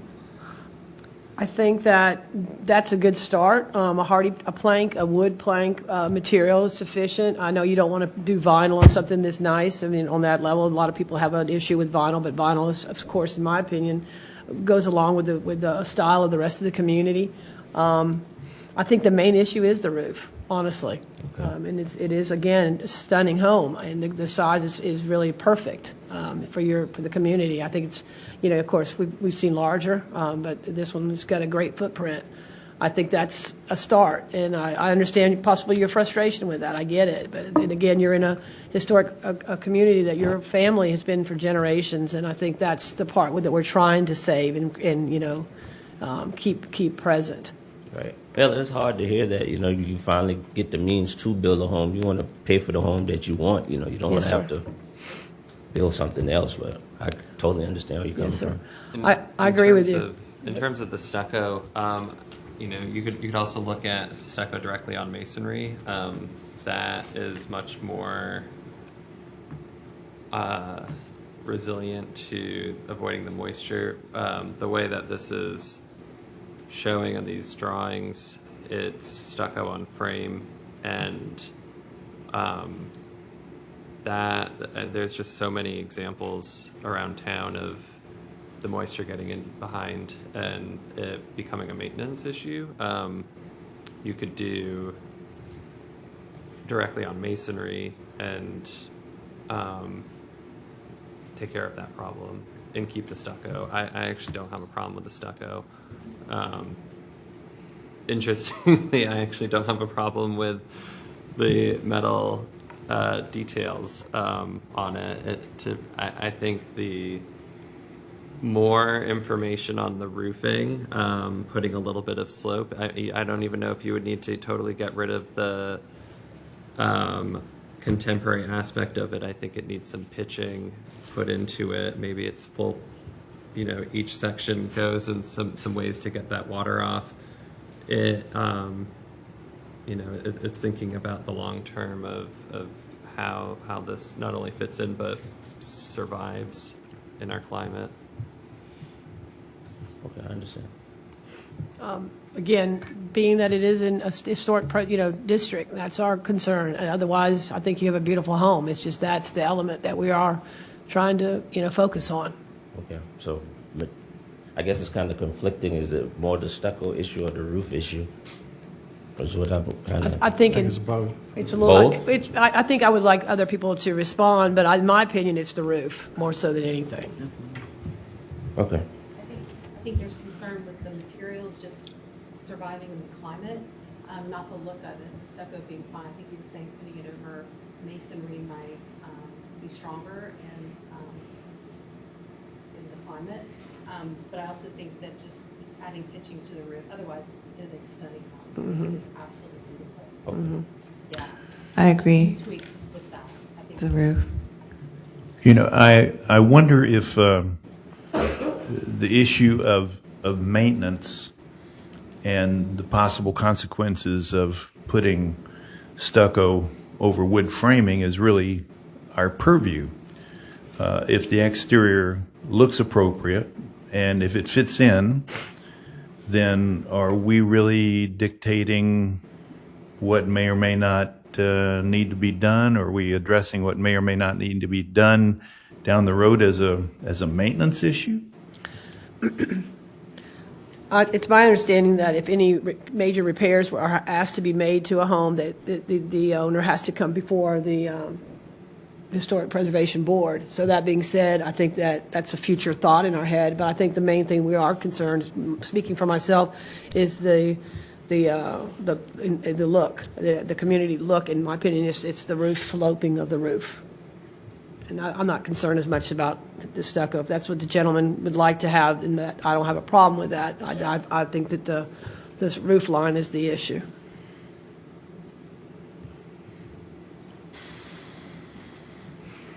Would we be able to, if this motion was to pass, would we be able to get this gentleman on the October? That would be the earliest meeting, correct? Yes. Okay. Well, there's a motion to defer. Is there a second? I thought there was a second. Was there a second? I didn't hear a second. A second, there's not one. Just second, the motion has been seconded? Okay. Any discussion at this point before we move for a vote? Okay, can we have the vote? Okay, Chair Millar, Aye. Vice Chair Crowley, Aye. Commissioner Johnson, Aye. Commissioner Jones, Aye. Commissioner Smalls Brown, Aye. Commissioner Purcell, Aye. Commissioner Walsh. Aye. The ayes have it. Quick question. Yes, sir. Once I get the roof changed, what is the process? What do I need to do? You would submit back to, work with Emily and submit back to staff, and we would queue it up at the next available meeting, which, Everything or just an update? anything that you're changing in your application. So Okay. you've already, if you're not going to change the approval criteria language that you submitted, we can use that. But yeah, I think you got the gist of what physically they want to see changing on the building. So as soon as you get that to us, we will get you on the next available meeting. Okay, thank you. Thank you. All right. Madam Chairman, do you need to switch? Let's go ahead and see. This is the final decision of the Historic Preservation Commission. If any person with a substantial interest in a decision of this Historic Preservation Commission chooses to appeal the decision, they may do so at the Circuit Court of Charleston County. Such an appeal shall be filed within 30 calendar days after today's date. At this time, I will ask Mr. Jason Crowley to take over as chair, as I have to leave.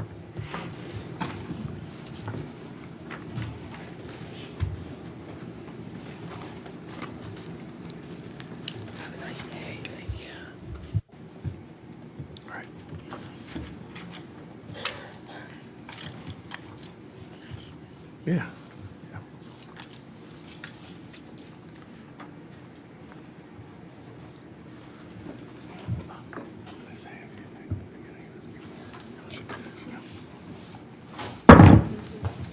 Pardon me.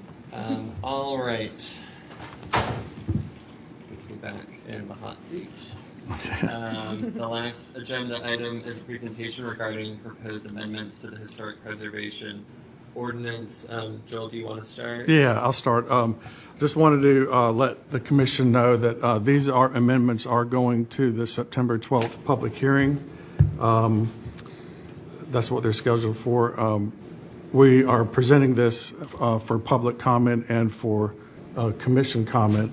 The commission is not a recommending body on ordinance changes, but we thought it was prudent that we present this to y'all. A lot of this is from requests that we got from the commission. As you saw today, there's some struggling with trying to come up with criteria that can help applications along, whether it's an approval or disapproval.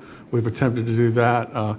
We've added some things about area character studies, which would be very important, I think, for the historic districts in particular. But this will be going to the September 12th public hearing. There won't be any votes on it. This is for comment, but we wanted to make sure that everyone heard it. So from there, let Emily take it over. Thank you very much. So as stated, I'm going to be presenting amendments to the Historic Preservation Ordinance, which is housed in the county's Code of Ordinances. So first, I wanted to briefly discuss how we got to where we are today in terms of historic preservation regulation at the county. Before I dive in, I'd like to note that Commissioner Johnson, while in her former role as councilwoman, was instrumental in the creation of the Historic Preservation Ordinance. In April of 2014, the Planning Commission established the Historic Preservation Committee to help implement the goals and strategies of the cultural resources element of the comprehensive plan, specifically protecting historic African American communities from inconsistent development and preserving structures that are important to the history of the county to prevent demolition of significant structures like the Limehouse Produce Shed, which was razed in 2013. The Historic Preservation Committee established their own goals, which included updating the county's Historic Resources Survey, and this project was completed in 2016 with funding from the State Historic Preservation Office. Additionally, the committee sought to revise the county's historic preservation regulations because at the time, they only provided protections for properties listed on the National Register of Historic Places.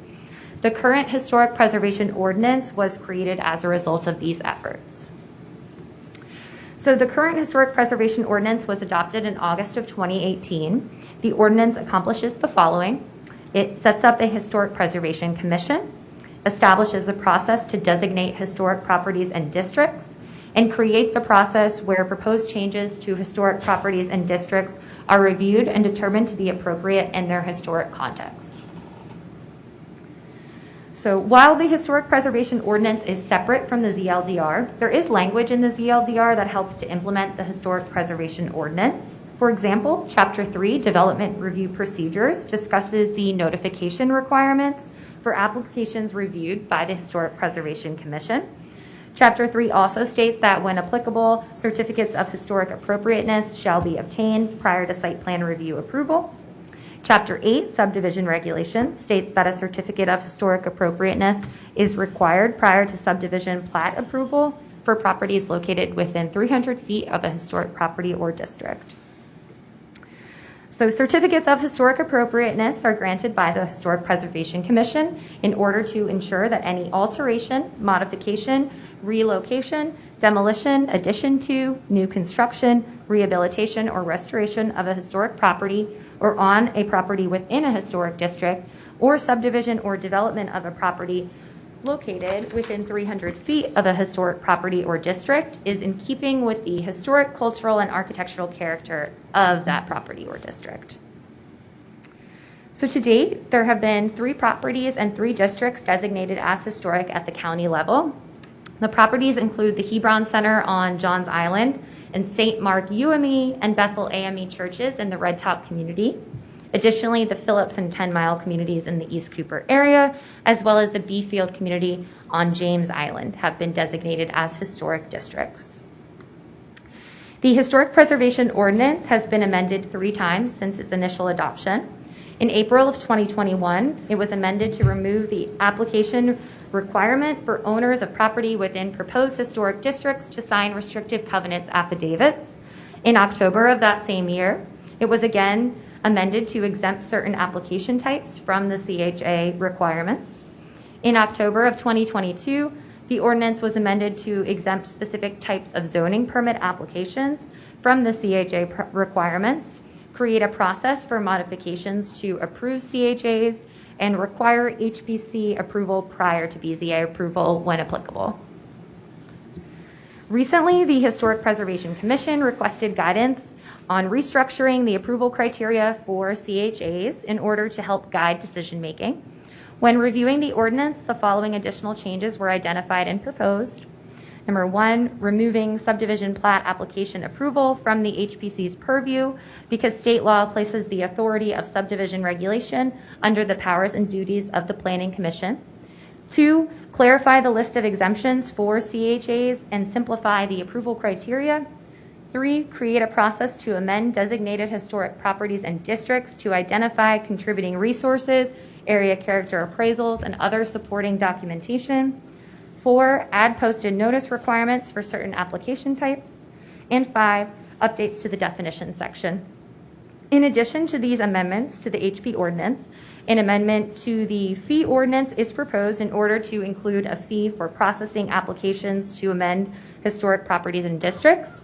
Staff is also proposing changes to the ZLDR to complement the proposed amendments in the Historic Preservation Ordinance. We did receive 8 letters in opposition to the proposed amendments regarding subdivision. Additionally, in advance of today's meeting, Commissioner Sullivan provided some comments on the current historic preservation ordinance.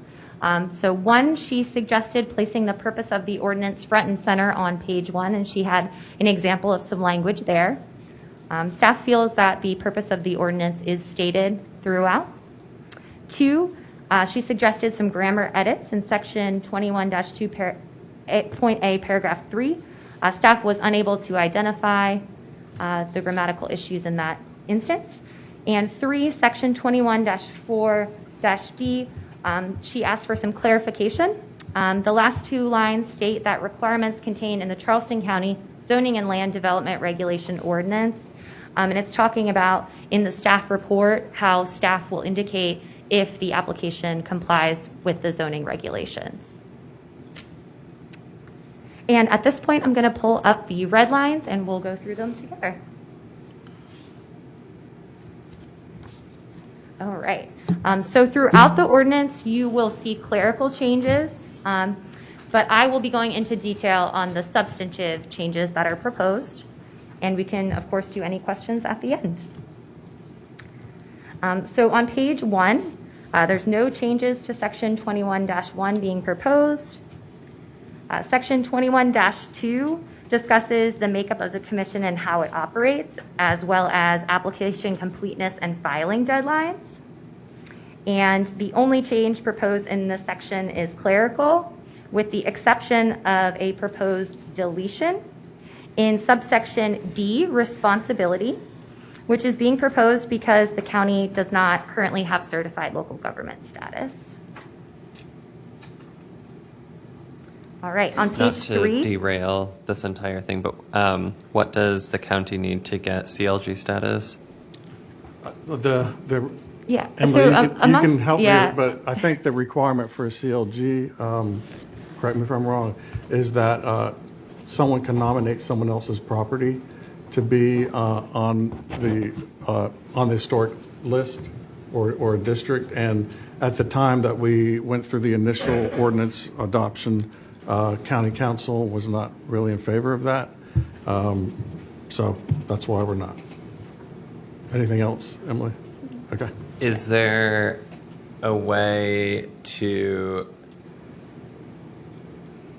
have the language required to become a CLG, certified local government, which is what CLG stands for, and without necessarily practicing it? I mean, there are no other examples of municipalities or local governments in this area who are doing that, but are CLGs. So can there be a recommendation of including whatever language is necessary? Because aren't you losing opportunities for technical training and potential grant funding by not being a CLG?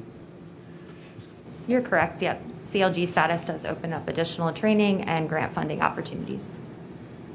As far as having a hybrid element of it, of not requiring the requirement of someone nominating someone else's property, we'd have to research that, and we can get back to the commission.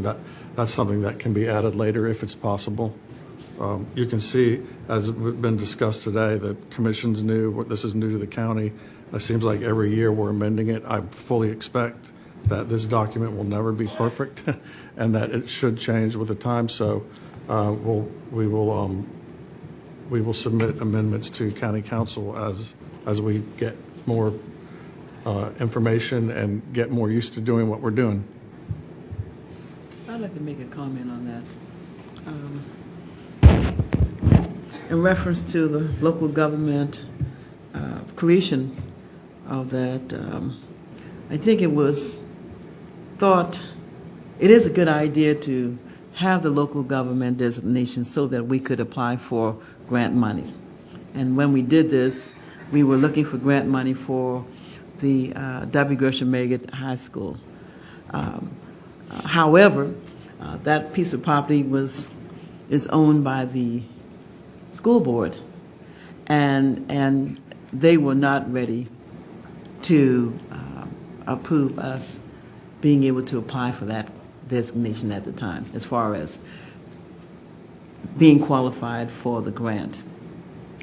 And that was an example for us on council to see that sometimes people who, whether it's an organization or owner, may not want to have their property listed as a historical site. And we didn't want to feel that we were putting the pressure on people to do that and taking away their, I guess, their home ownership rights by, designating that against their will. And I still feel like, as much as I want us to be a local government designation, so that we can receive funds whenever we apply for, want to apply for funding to help with repairs or whatever for remodeling for buildings. I am not at the point where I think that we should take the homeowners or the property owners' right away for them to decide whether they want to do that or not, because when you make that designation on the property, it's not always going to, the repairs are not always going to be made by some grant money. Right. I mean, I just want to clarify, the point I'm making is you don't actually have to suddenly designate people's property against their will just because there's language in the law that says one could do that, but you are losing resources for staff training, education, research, other types of grant funding by refusing to consider being a certified local government. City of Charleston doesn't designate against people, owners' wills. Mount Pleasant doesn't do it. Both of those are certified local governments. It's just a point. I don't want to derail this because it's already 4 o'clock, after 4. It was just an observation that we are going through this, and this county is leaving resources to benefit this commission and this department that oversees this commission on the table out of fear of language while we are currently looking at language of this ordinance. Okay, thank you. So section 21-3 covers the process for designating historic properties and historic districts. In this section, under subsection B, staff is proposing to delete language that refers to the commission's ability to nominate historic properties and districts. All right. Additionally, in subsection D, staff is proposing to add the following as required items for a complete application. So a list of contributing resources of the historic property or district that adds to its significance and that the applicant desires to preserve, including but not limited to specific historic buildings, structures, sites, objects, and/or properties. The location of each contributing resource and a description of why each is being included must be submitted. And also proposing to add that area character appraisals and other similar documentation may be submitted as well as part of an application. On page 5, subsection F, Historic Preservation Commission review and recommendation. Staff is recommending adding language to clarify that the commission shall not recommend approval with conditions for designation applications. Additionally, language was added to ensure that commissioners cite the applicable approval criteria when rendering their decisions. Also, the commission shall list contributing resources or other supporting documentation when recommending approval. In subsection G, County Council hearing, again, staff is proposing to add language stating that council shall list the contributing resources and any other supporting documentation when approving a designation application.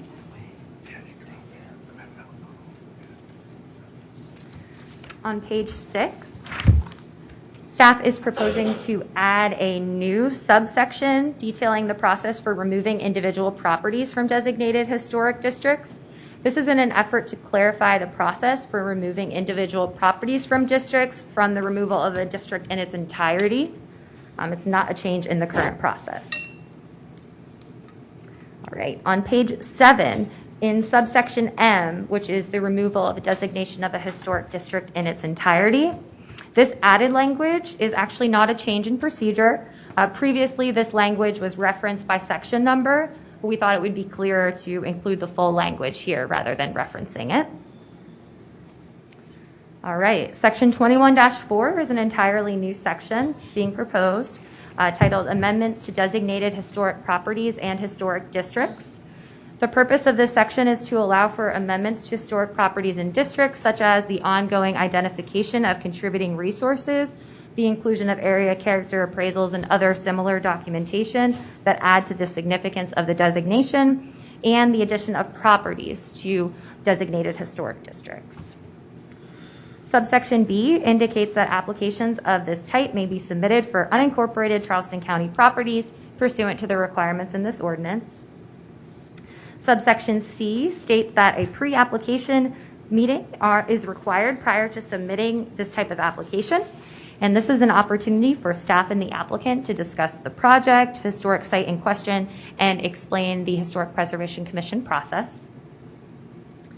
Moving on to page 8, subsection D, application filing, lists all of the required items for a complete application. These include a complete application form, a list of all of the proposed contributing resources, any area character appraisals or other similar documentation, photos of the proposed contributing resources, and a discussion of how they meet the approval criteria. Subsection E, Historic Preservation Officer Review and Report, discusses that the Historic Preservation Officer shall review the application and provide a report to the Historic Preservation Commission. Subsection F, Historic Preservation Commission Review and Recommendation, discusses the commission hearing and vote, as well as the notification requirements.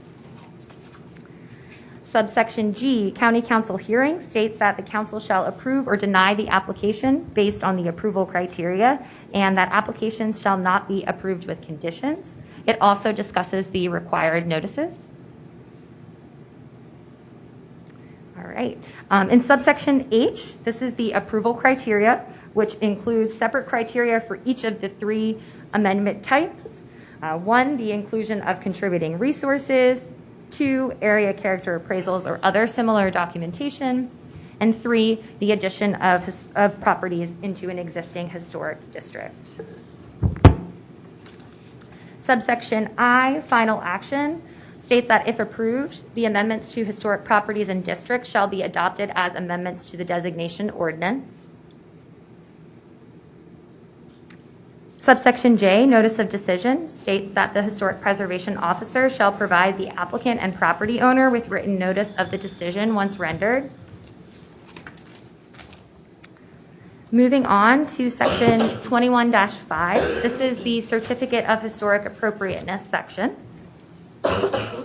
In subsection B, applicability, staff is proposing to add language stating that CHAs may be issued by the Commission or the Historic Preservation Officer.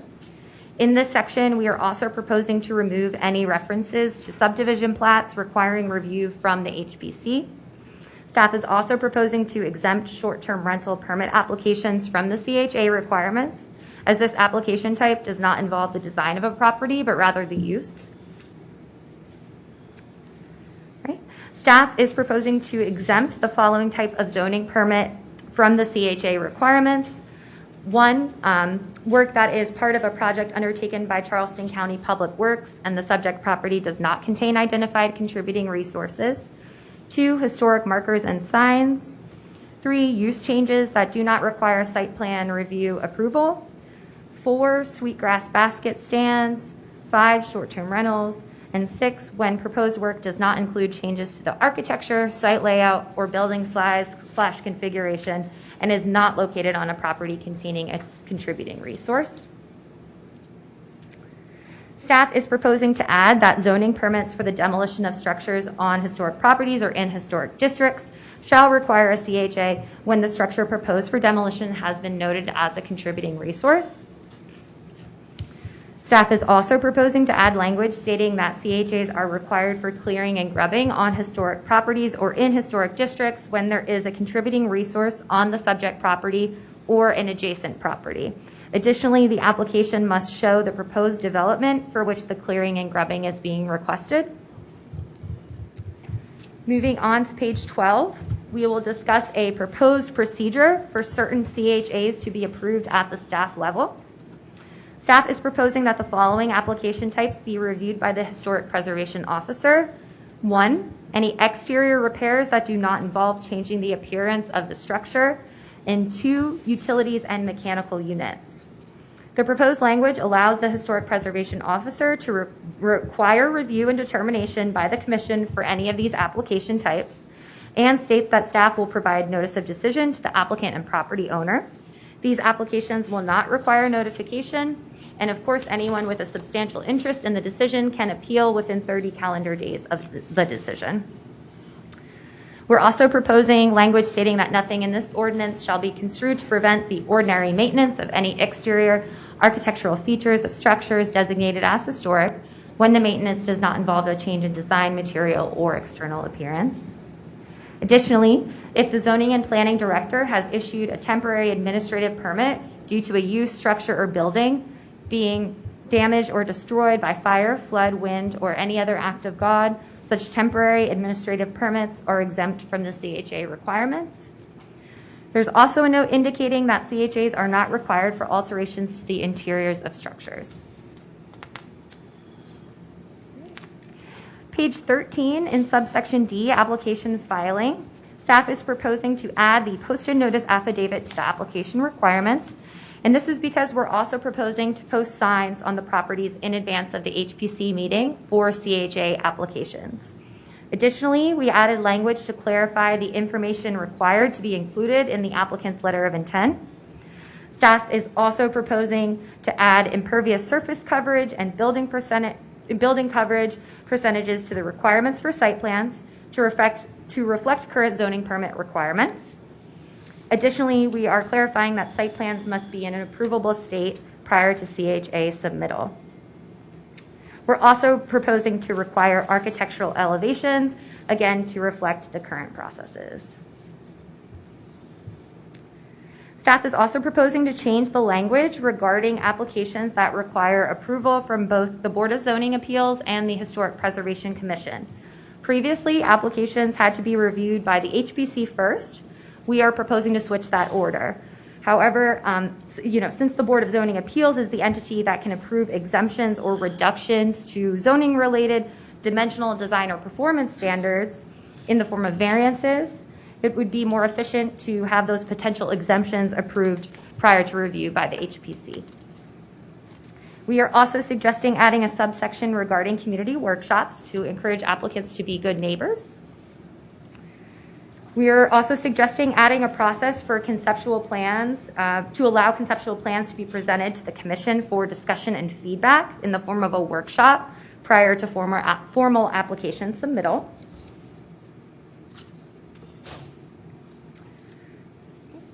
Staff is proposing to add a list of items the Commission shall consider when reviewing a CHA application, and these are separate from the approval criteria and include items like the general design, character and appropriateness of the design, height, scale, and mass, arrangement, texture, materials, and color of the structure, as well as the relation of those aspects, features, and elements to those within the historic setting.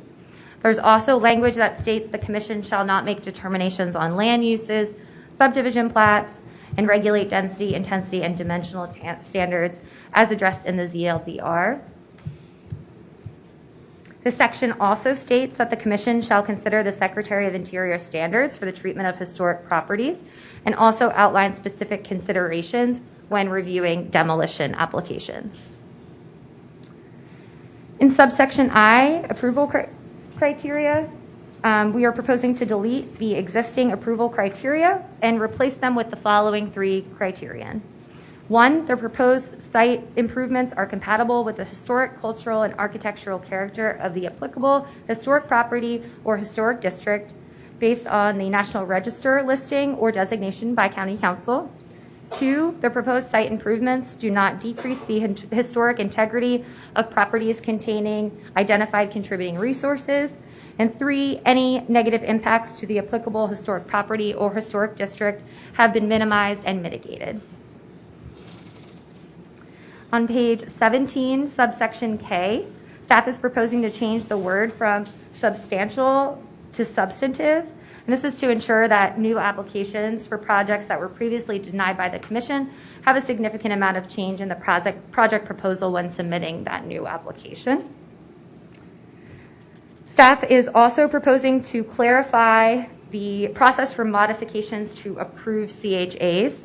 The proposed language states that substantive alterations to approved CHAs are considered major modifications and require new CHAs. We found that the previous standards for minor modifications allowed for a lot of changes to site design, to site layout that might impact the overall project design. So we wanted to be sure that any large changes have a chance to be reviewed by the commission.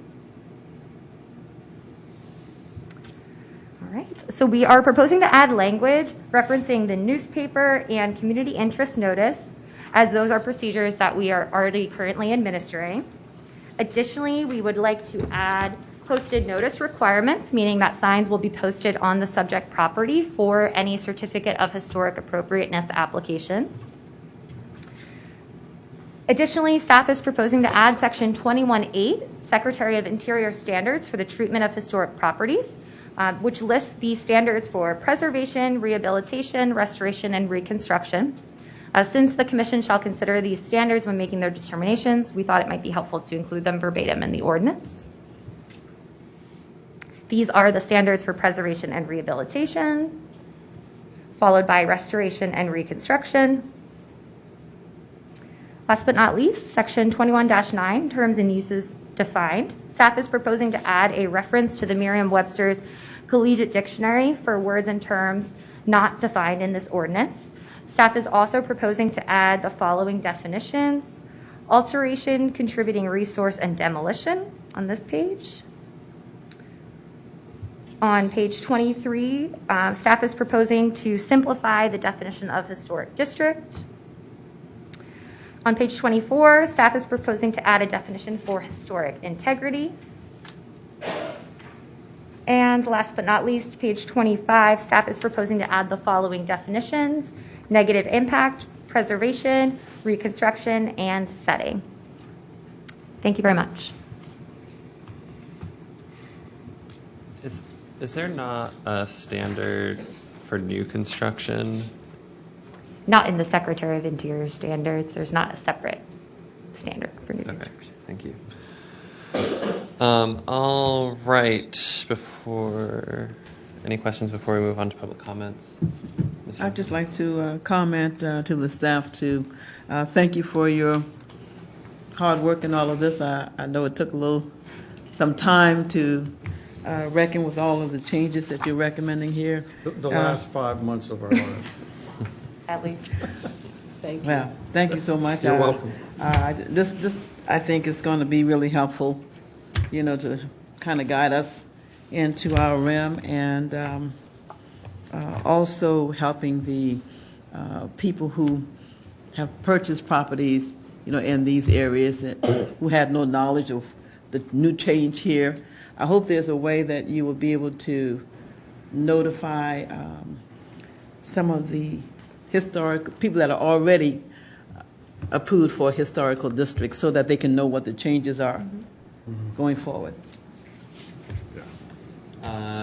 Was there anyone that signed up to speak? Yes. Anybody, I guess. Just go down the list. Yeah, I'll just go through the list. Justin Schwiebler.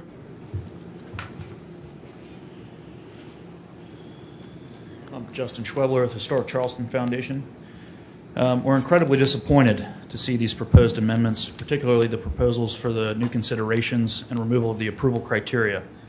The Charleston County Historic Preservation Ordinance was created with years of diligent work from county staff, preservation organizations, and input from Charleston County citizens to identify historic resources in the county and to create comprehensive ordinances that gave actionable oversight to this commission to protect the assets identified in the County Historic Resources Survey.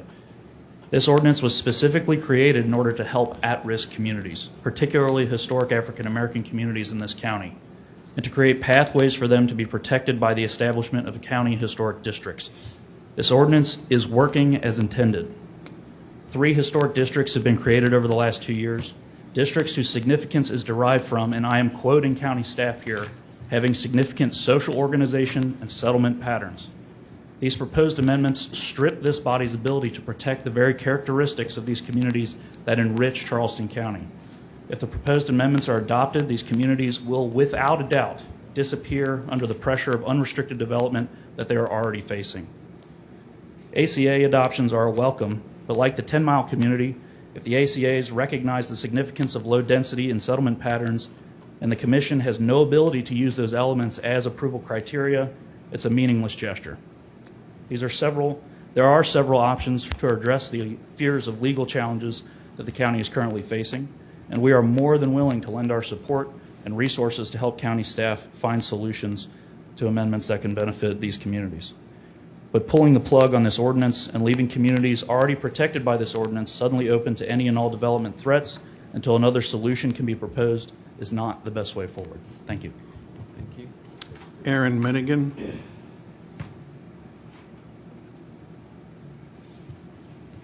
Thank you. Good afternoon. Erin Minigan with the Preservation Society of Charleston, 147 King Street. The Preservation Society strongly supports the work of this commission as serving as the greatest line of defense in preserving historic communities and preventing inappropriate development. We see some positive moves being made with the ordinance changes, but would recommend continued study on certain areas. First, we oppose the removal of subdivision plats from the commission's approval authority. Land use patterns greatly affect the look and feel of a community, and aspects such as lot size, shape, and density must be considered as part of the efforts to preserve historic character. Given the Commission's expertise in preservation, perhaps an approach could be considered to maintain the HPC's role in this process as a recommending body on subdivisions, to evaluate them for consistency with the prevailing patterns of the context. Also, we've noticed there is currently a lack of clear guidance on review of new construction applications. Given that historic communities are under intense development pressures, the Commission needs better tools to ensure that new construction respects existing character.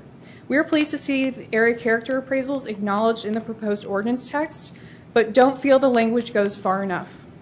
These are critical planning documents that should be required as part of historic designations and adopted by the HPC to guide compatible new development. Data derived from area character appraisals can also help inform updated zoning regulations to be in harmony with preservation regulations. A planning tool we recommend exploring are zoning overlay districts tailored to the unique land patterns of specific communities. We understand 10 Mile is working in partnership with county planning staff on such an overlay, which could serve as a model. Finally, residents of affected properties and communities have not had a sufficient opportunity to engage on these amendments. This proposal should be tabled until proper time is taken to conduct outreach and gather meaningful public input to help shape these policy updates. Bobby Maynor. Robbie. Oh, Robbie, sorry.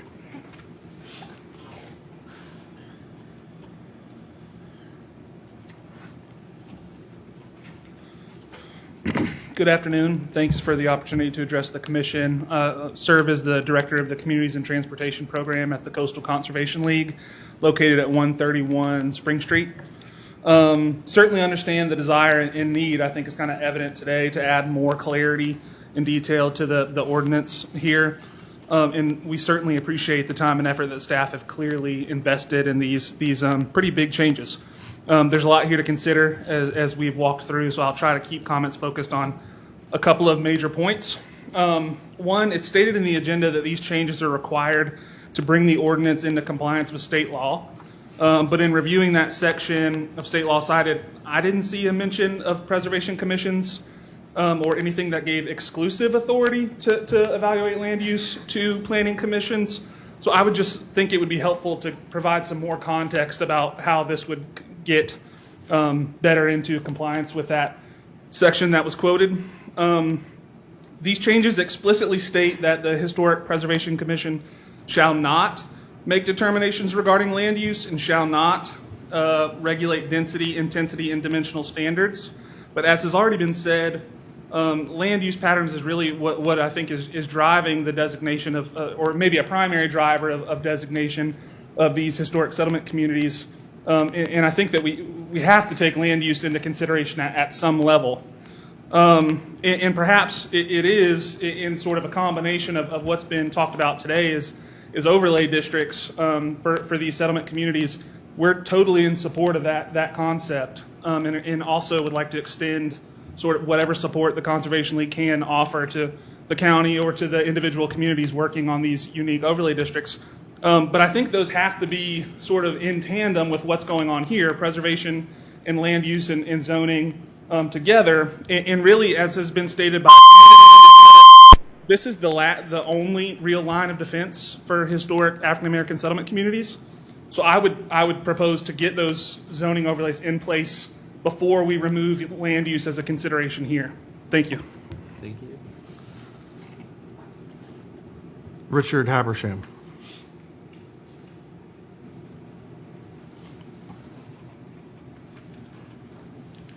Yes, Richard Habersham at 2938 Bennett Charles Road. You know, when this commission was first adopted, we thought this was the best thing that could happen to our communities. Is we wanted protection for the communities. You know, and I live in Mount Pleasant, and if you go over there now and you see all that development and all the high dollar houses and everything, our community was being decimated. Not just Philip, the rest of the community over there too was being decimated.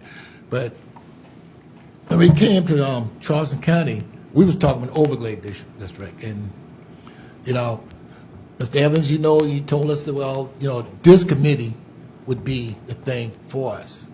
And that's what we want. I mean, just listening at some of the changes, I really couldn't digest all that, and I don't understand all that. One thing I'm saying that, you know, you should step back a little bit and come to the community, and so we can have a little bit more explanation of the changes and how this is going to affect us and how it's going to benefit us. Right now, we're in the dark. I just learned about this last week, and you said y'all worked on it for 5 months. And I know some of the other communities do the same thing too. You said that we're for it or against it. We just don't know enough about it to have a good understanding of it. So right now, you should step back a little bit and at least have some community meetings and let us know and really explain this to us. That's all we want. Thank you. Thank you. Craig Askew.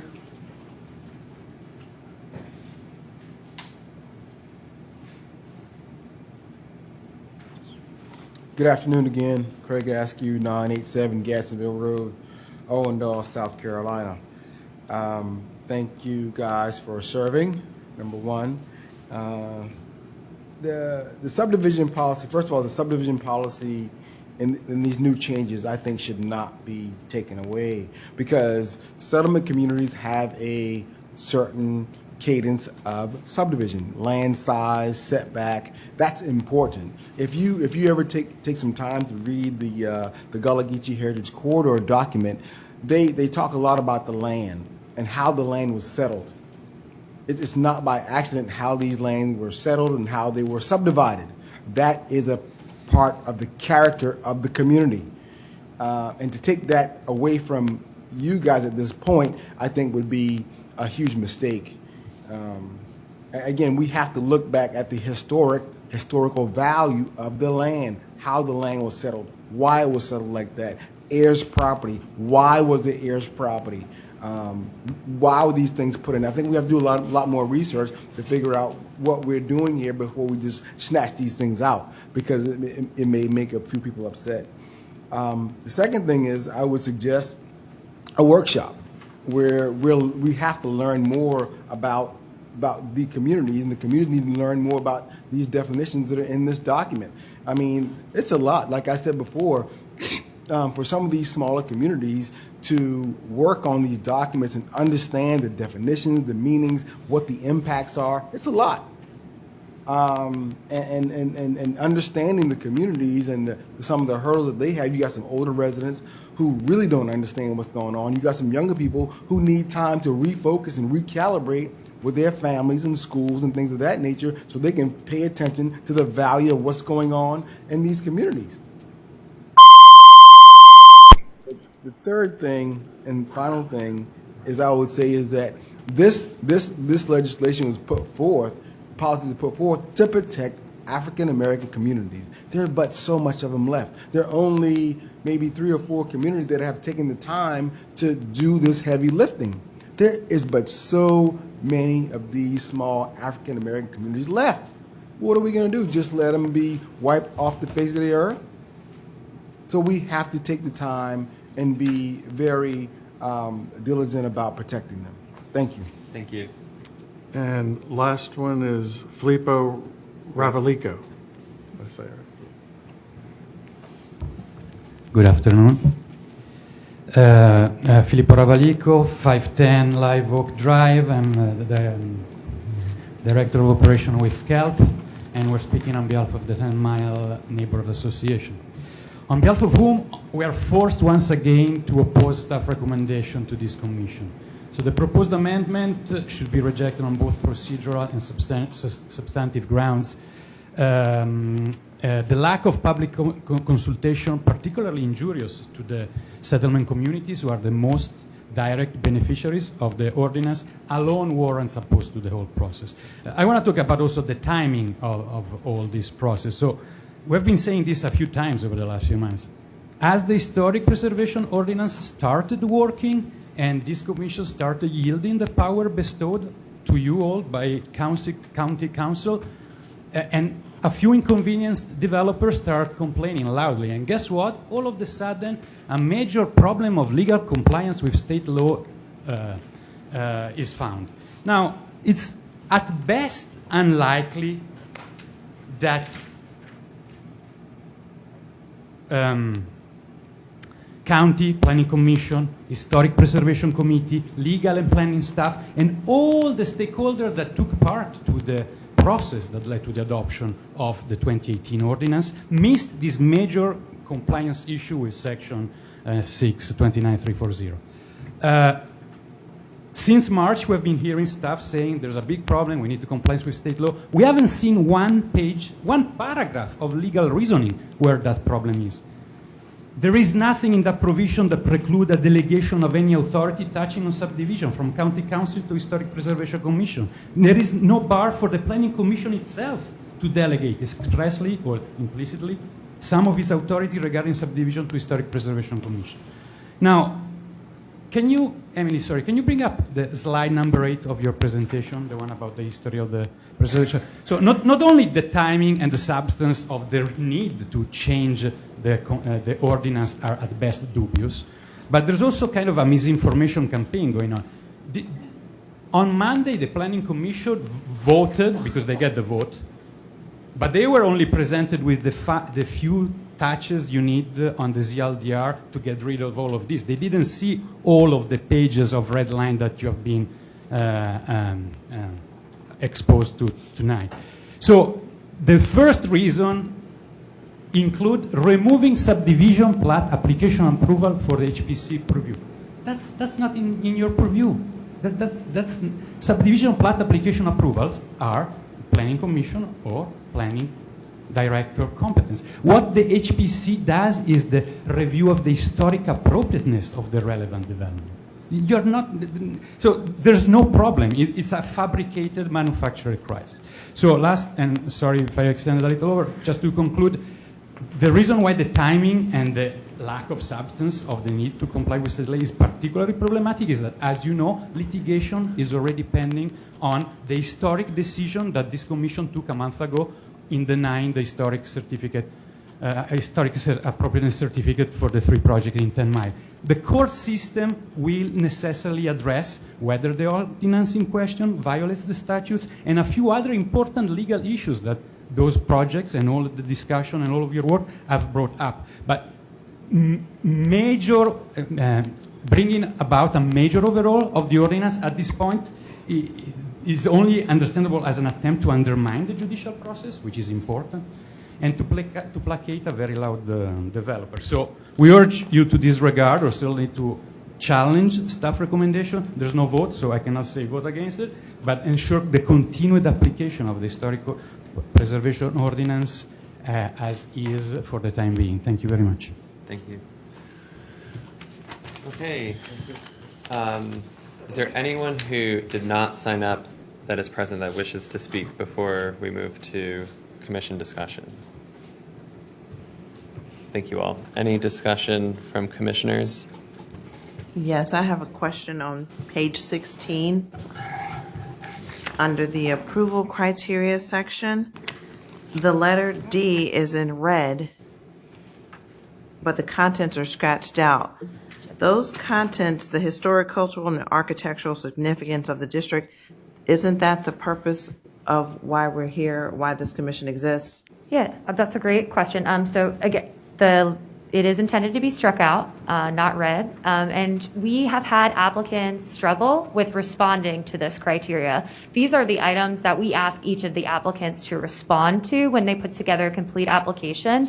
And that is actually just asking the historic, cultural, and architectural significance of the structure, site, district in question.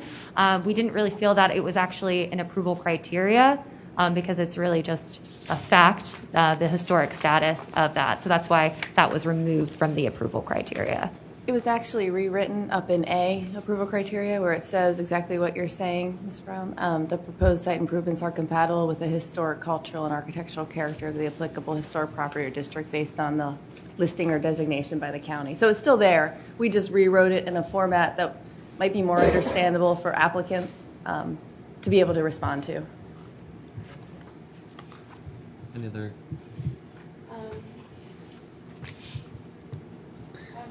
About E on the approval criteria. Same page 16. So that won't be discussed anymore in meetings of what it looks like? No, those are items we moved under the commission's consideration. Again, we felt like this was a little difficult to administer as an approval criteria. So that's why we tried to reorganize that. So this is something the commission will still be considering. Yeah.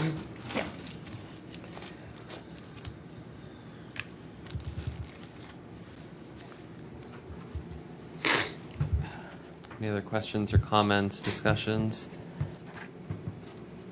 Mr. Chair, I do have a question on page 6, item M, where it says removal of designation of historic district in its entirety, where it reads by an owner, applications to remove a designation of historic district in its entirety must be signed and submitted by an owner of a property located within the historic district or a registered voter of a property located within the historic district. The applicant shall submit to the Historic Preservation Officer a petition and/or written consent and other supporting documentation to show that 51% or more of the registered voters of the properties in the historic district are in favor of the application. I'm kind of concerned about this because it almost seems like this would be open to, if somebody really wanted to take a community out of historic status, this would almost lend itself to bribery, for bribery to crop up. If somebody really wanted to take a community out of historic status, what would it take for them to pay somebody to say, hey, I'll give you X amount of dollars? And I don't expect you to answer it, but it seems like this would be problematic at some point. If somebody with deep pockets really wanted to remove a community, from historic status.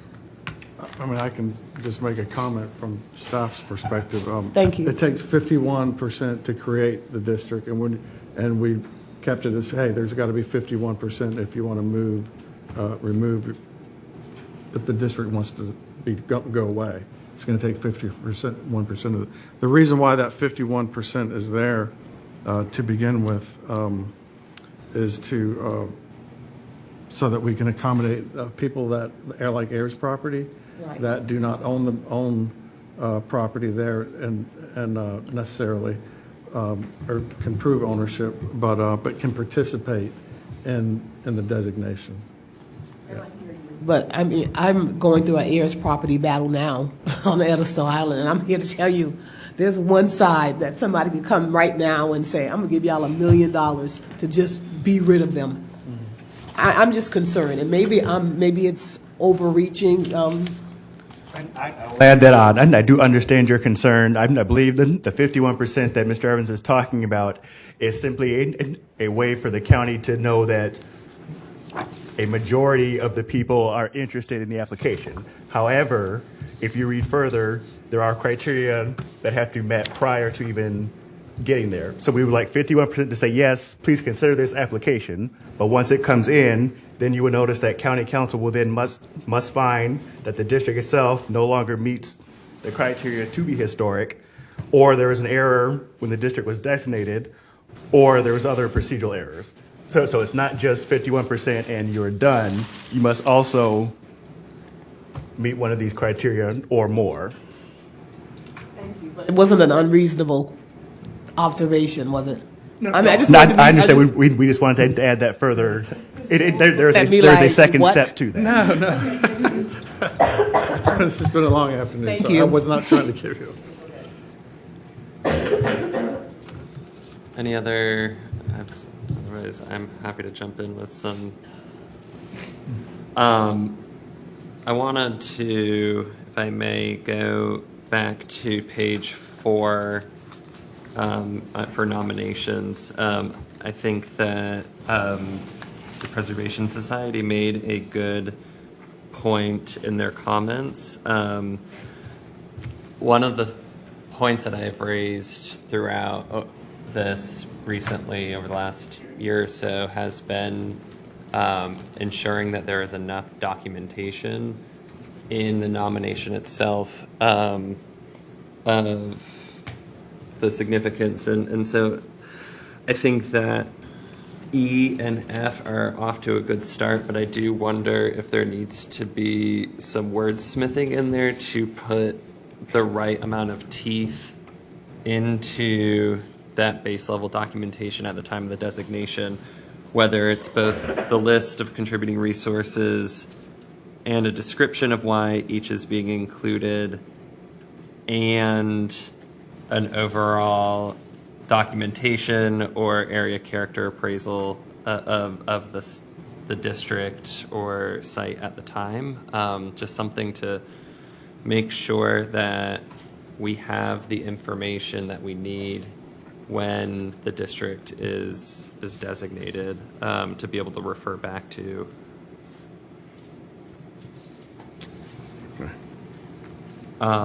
I also agree that we need to have more criteria or clarity around new construction in districts. I don't know if it is the ordinance language directs the staff to create that criteria, or the criteria needs to be in the ordinance itself. But I do think, as we've seen today in many other meetings, we continue to have a vacuum of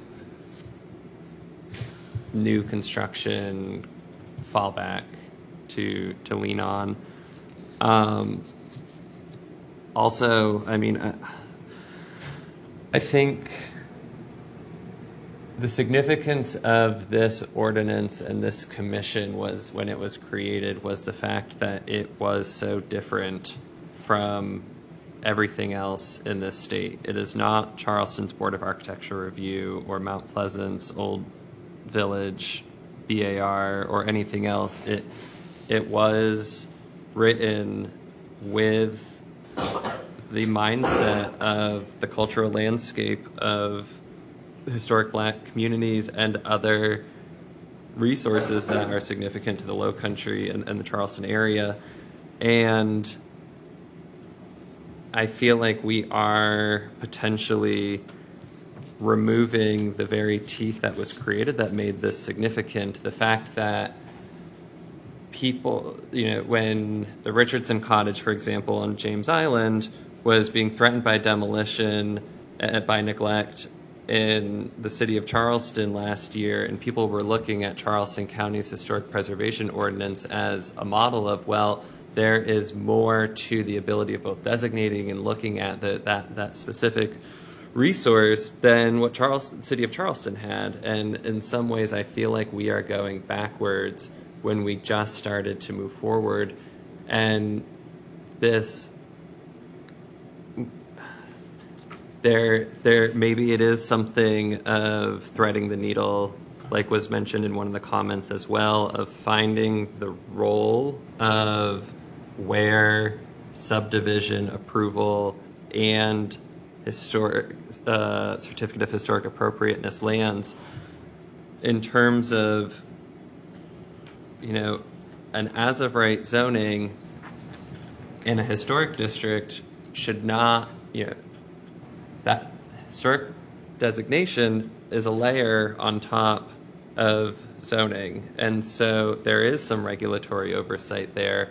And currently, as-of-right zoning subdivisions don't go to planning commission, so you are removing the very aspect of public engagement that was established with this commission by removing this. So we are essentially turning our backs on the communities that we said that we were going to be working with by doing this. Maybe it is there is a review before final subdivision approval or a recommendation that something like that was mentioned.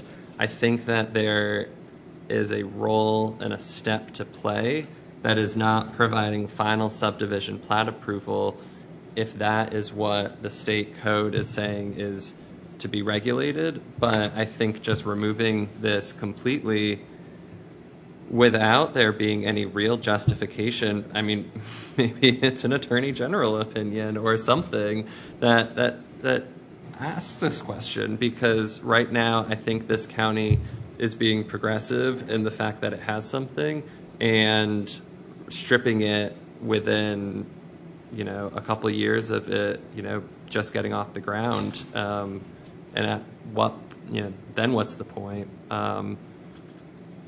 And yeah, so those are my comments.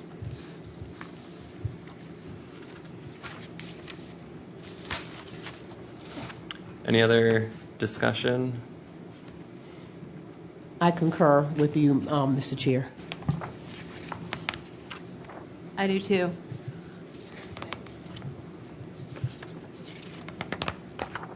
And I do want to provide kudos for the work of the majority of the things that were added into this. I do think go in the direction of cleaning up and strengthening. I think that is something worth noting in helping this. And I do think this county should have CLG status, as I had mentioned earlier. Are there any other comments? Otherwise, just as a reminder, this is going to, can you say the dates again, Joel? September 12th. September 12th is public hearing, Right. and that is at Charleston County Council, so that's at 6 o'clock. 6:30? 6:30? Yeah. I don't go anymore, so. Sometimes it's at 6 when there's a committee meeting before, but it's 6:30 is for council. Okay. All right. Any closing thoughts from you, Joel? No. All right. If there is no further business, this meeting of Charleston County Historic Preservation Commission stands adjourned, and the commission will hold its next regularly scheduled meeting on September 20th, 2023 here in council chambers. Thank you all for your time.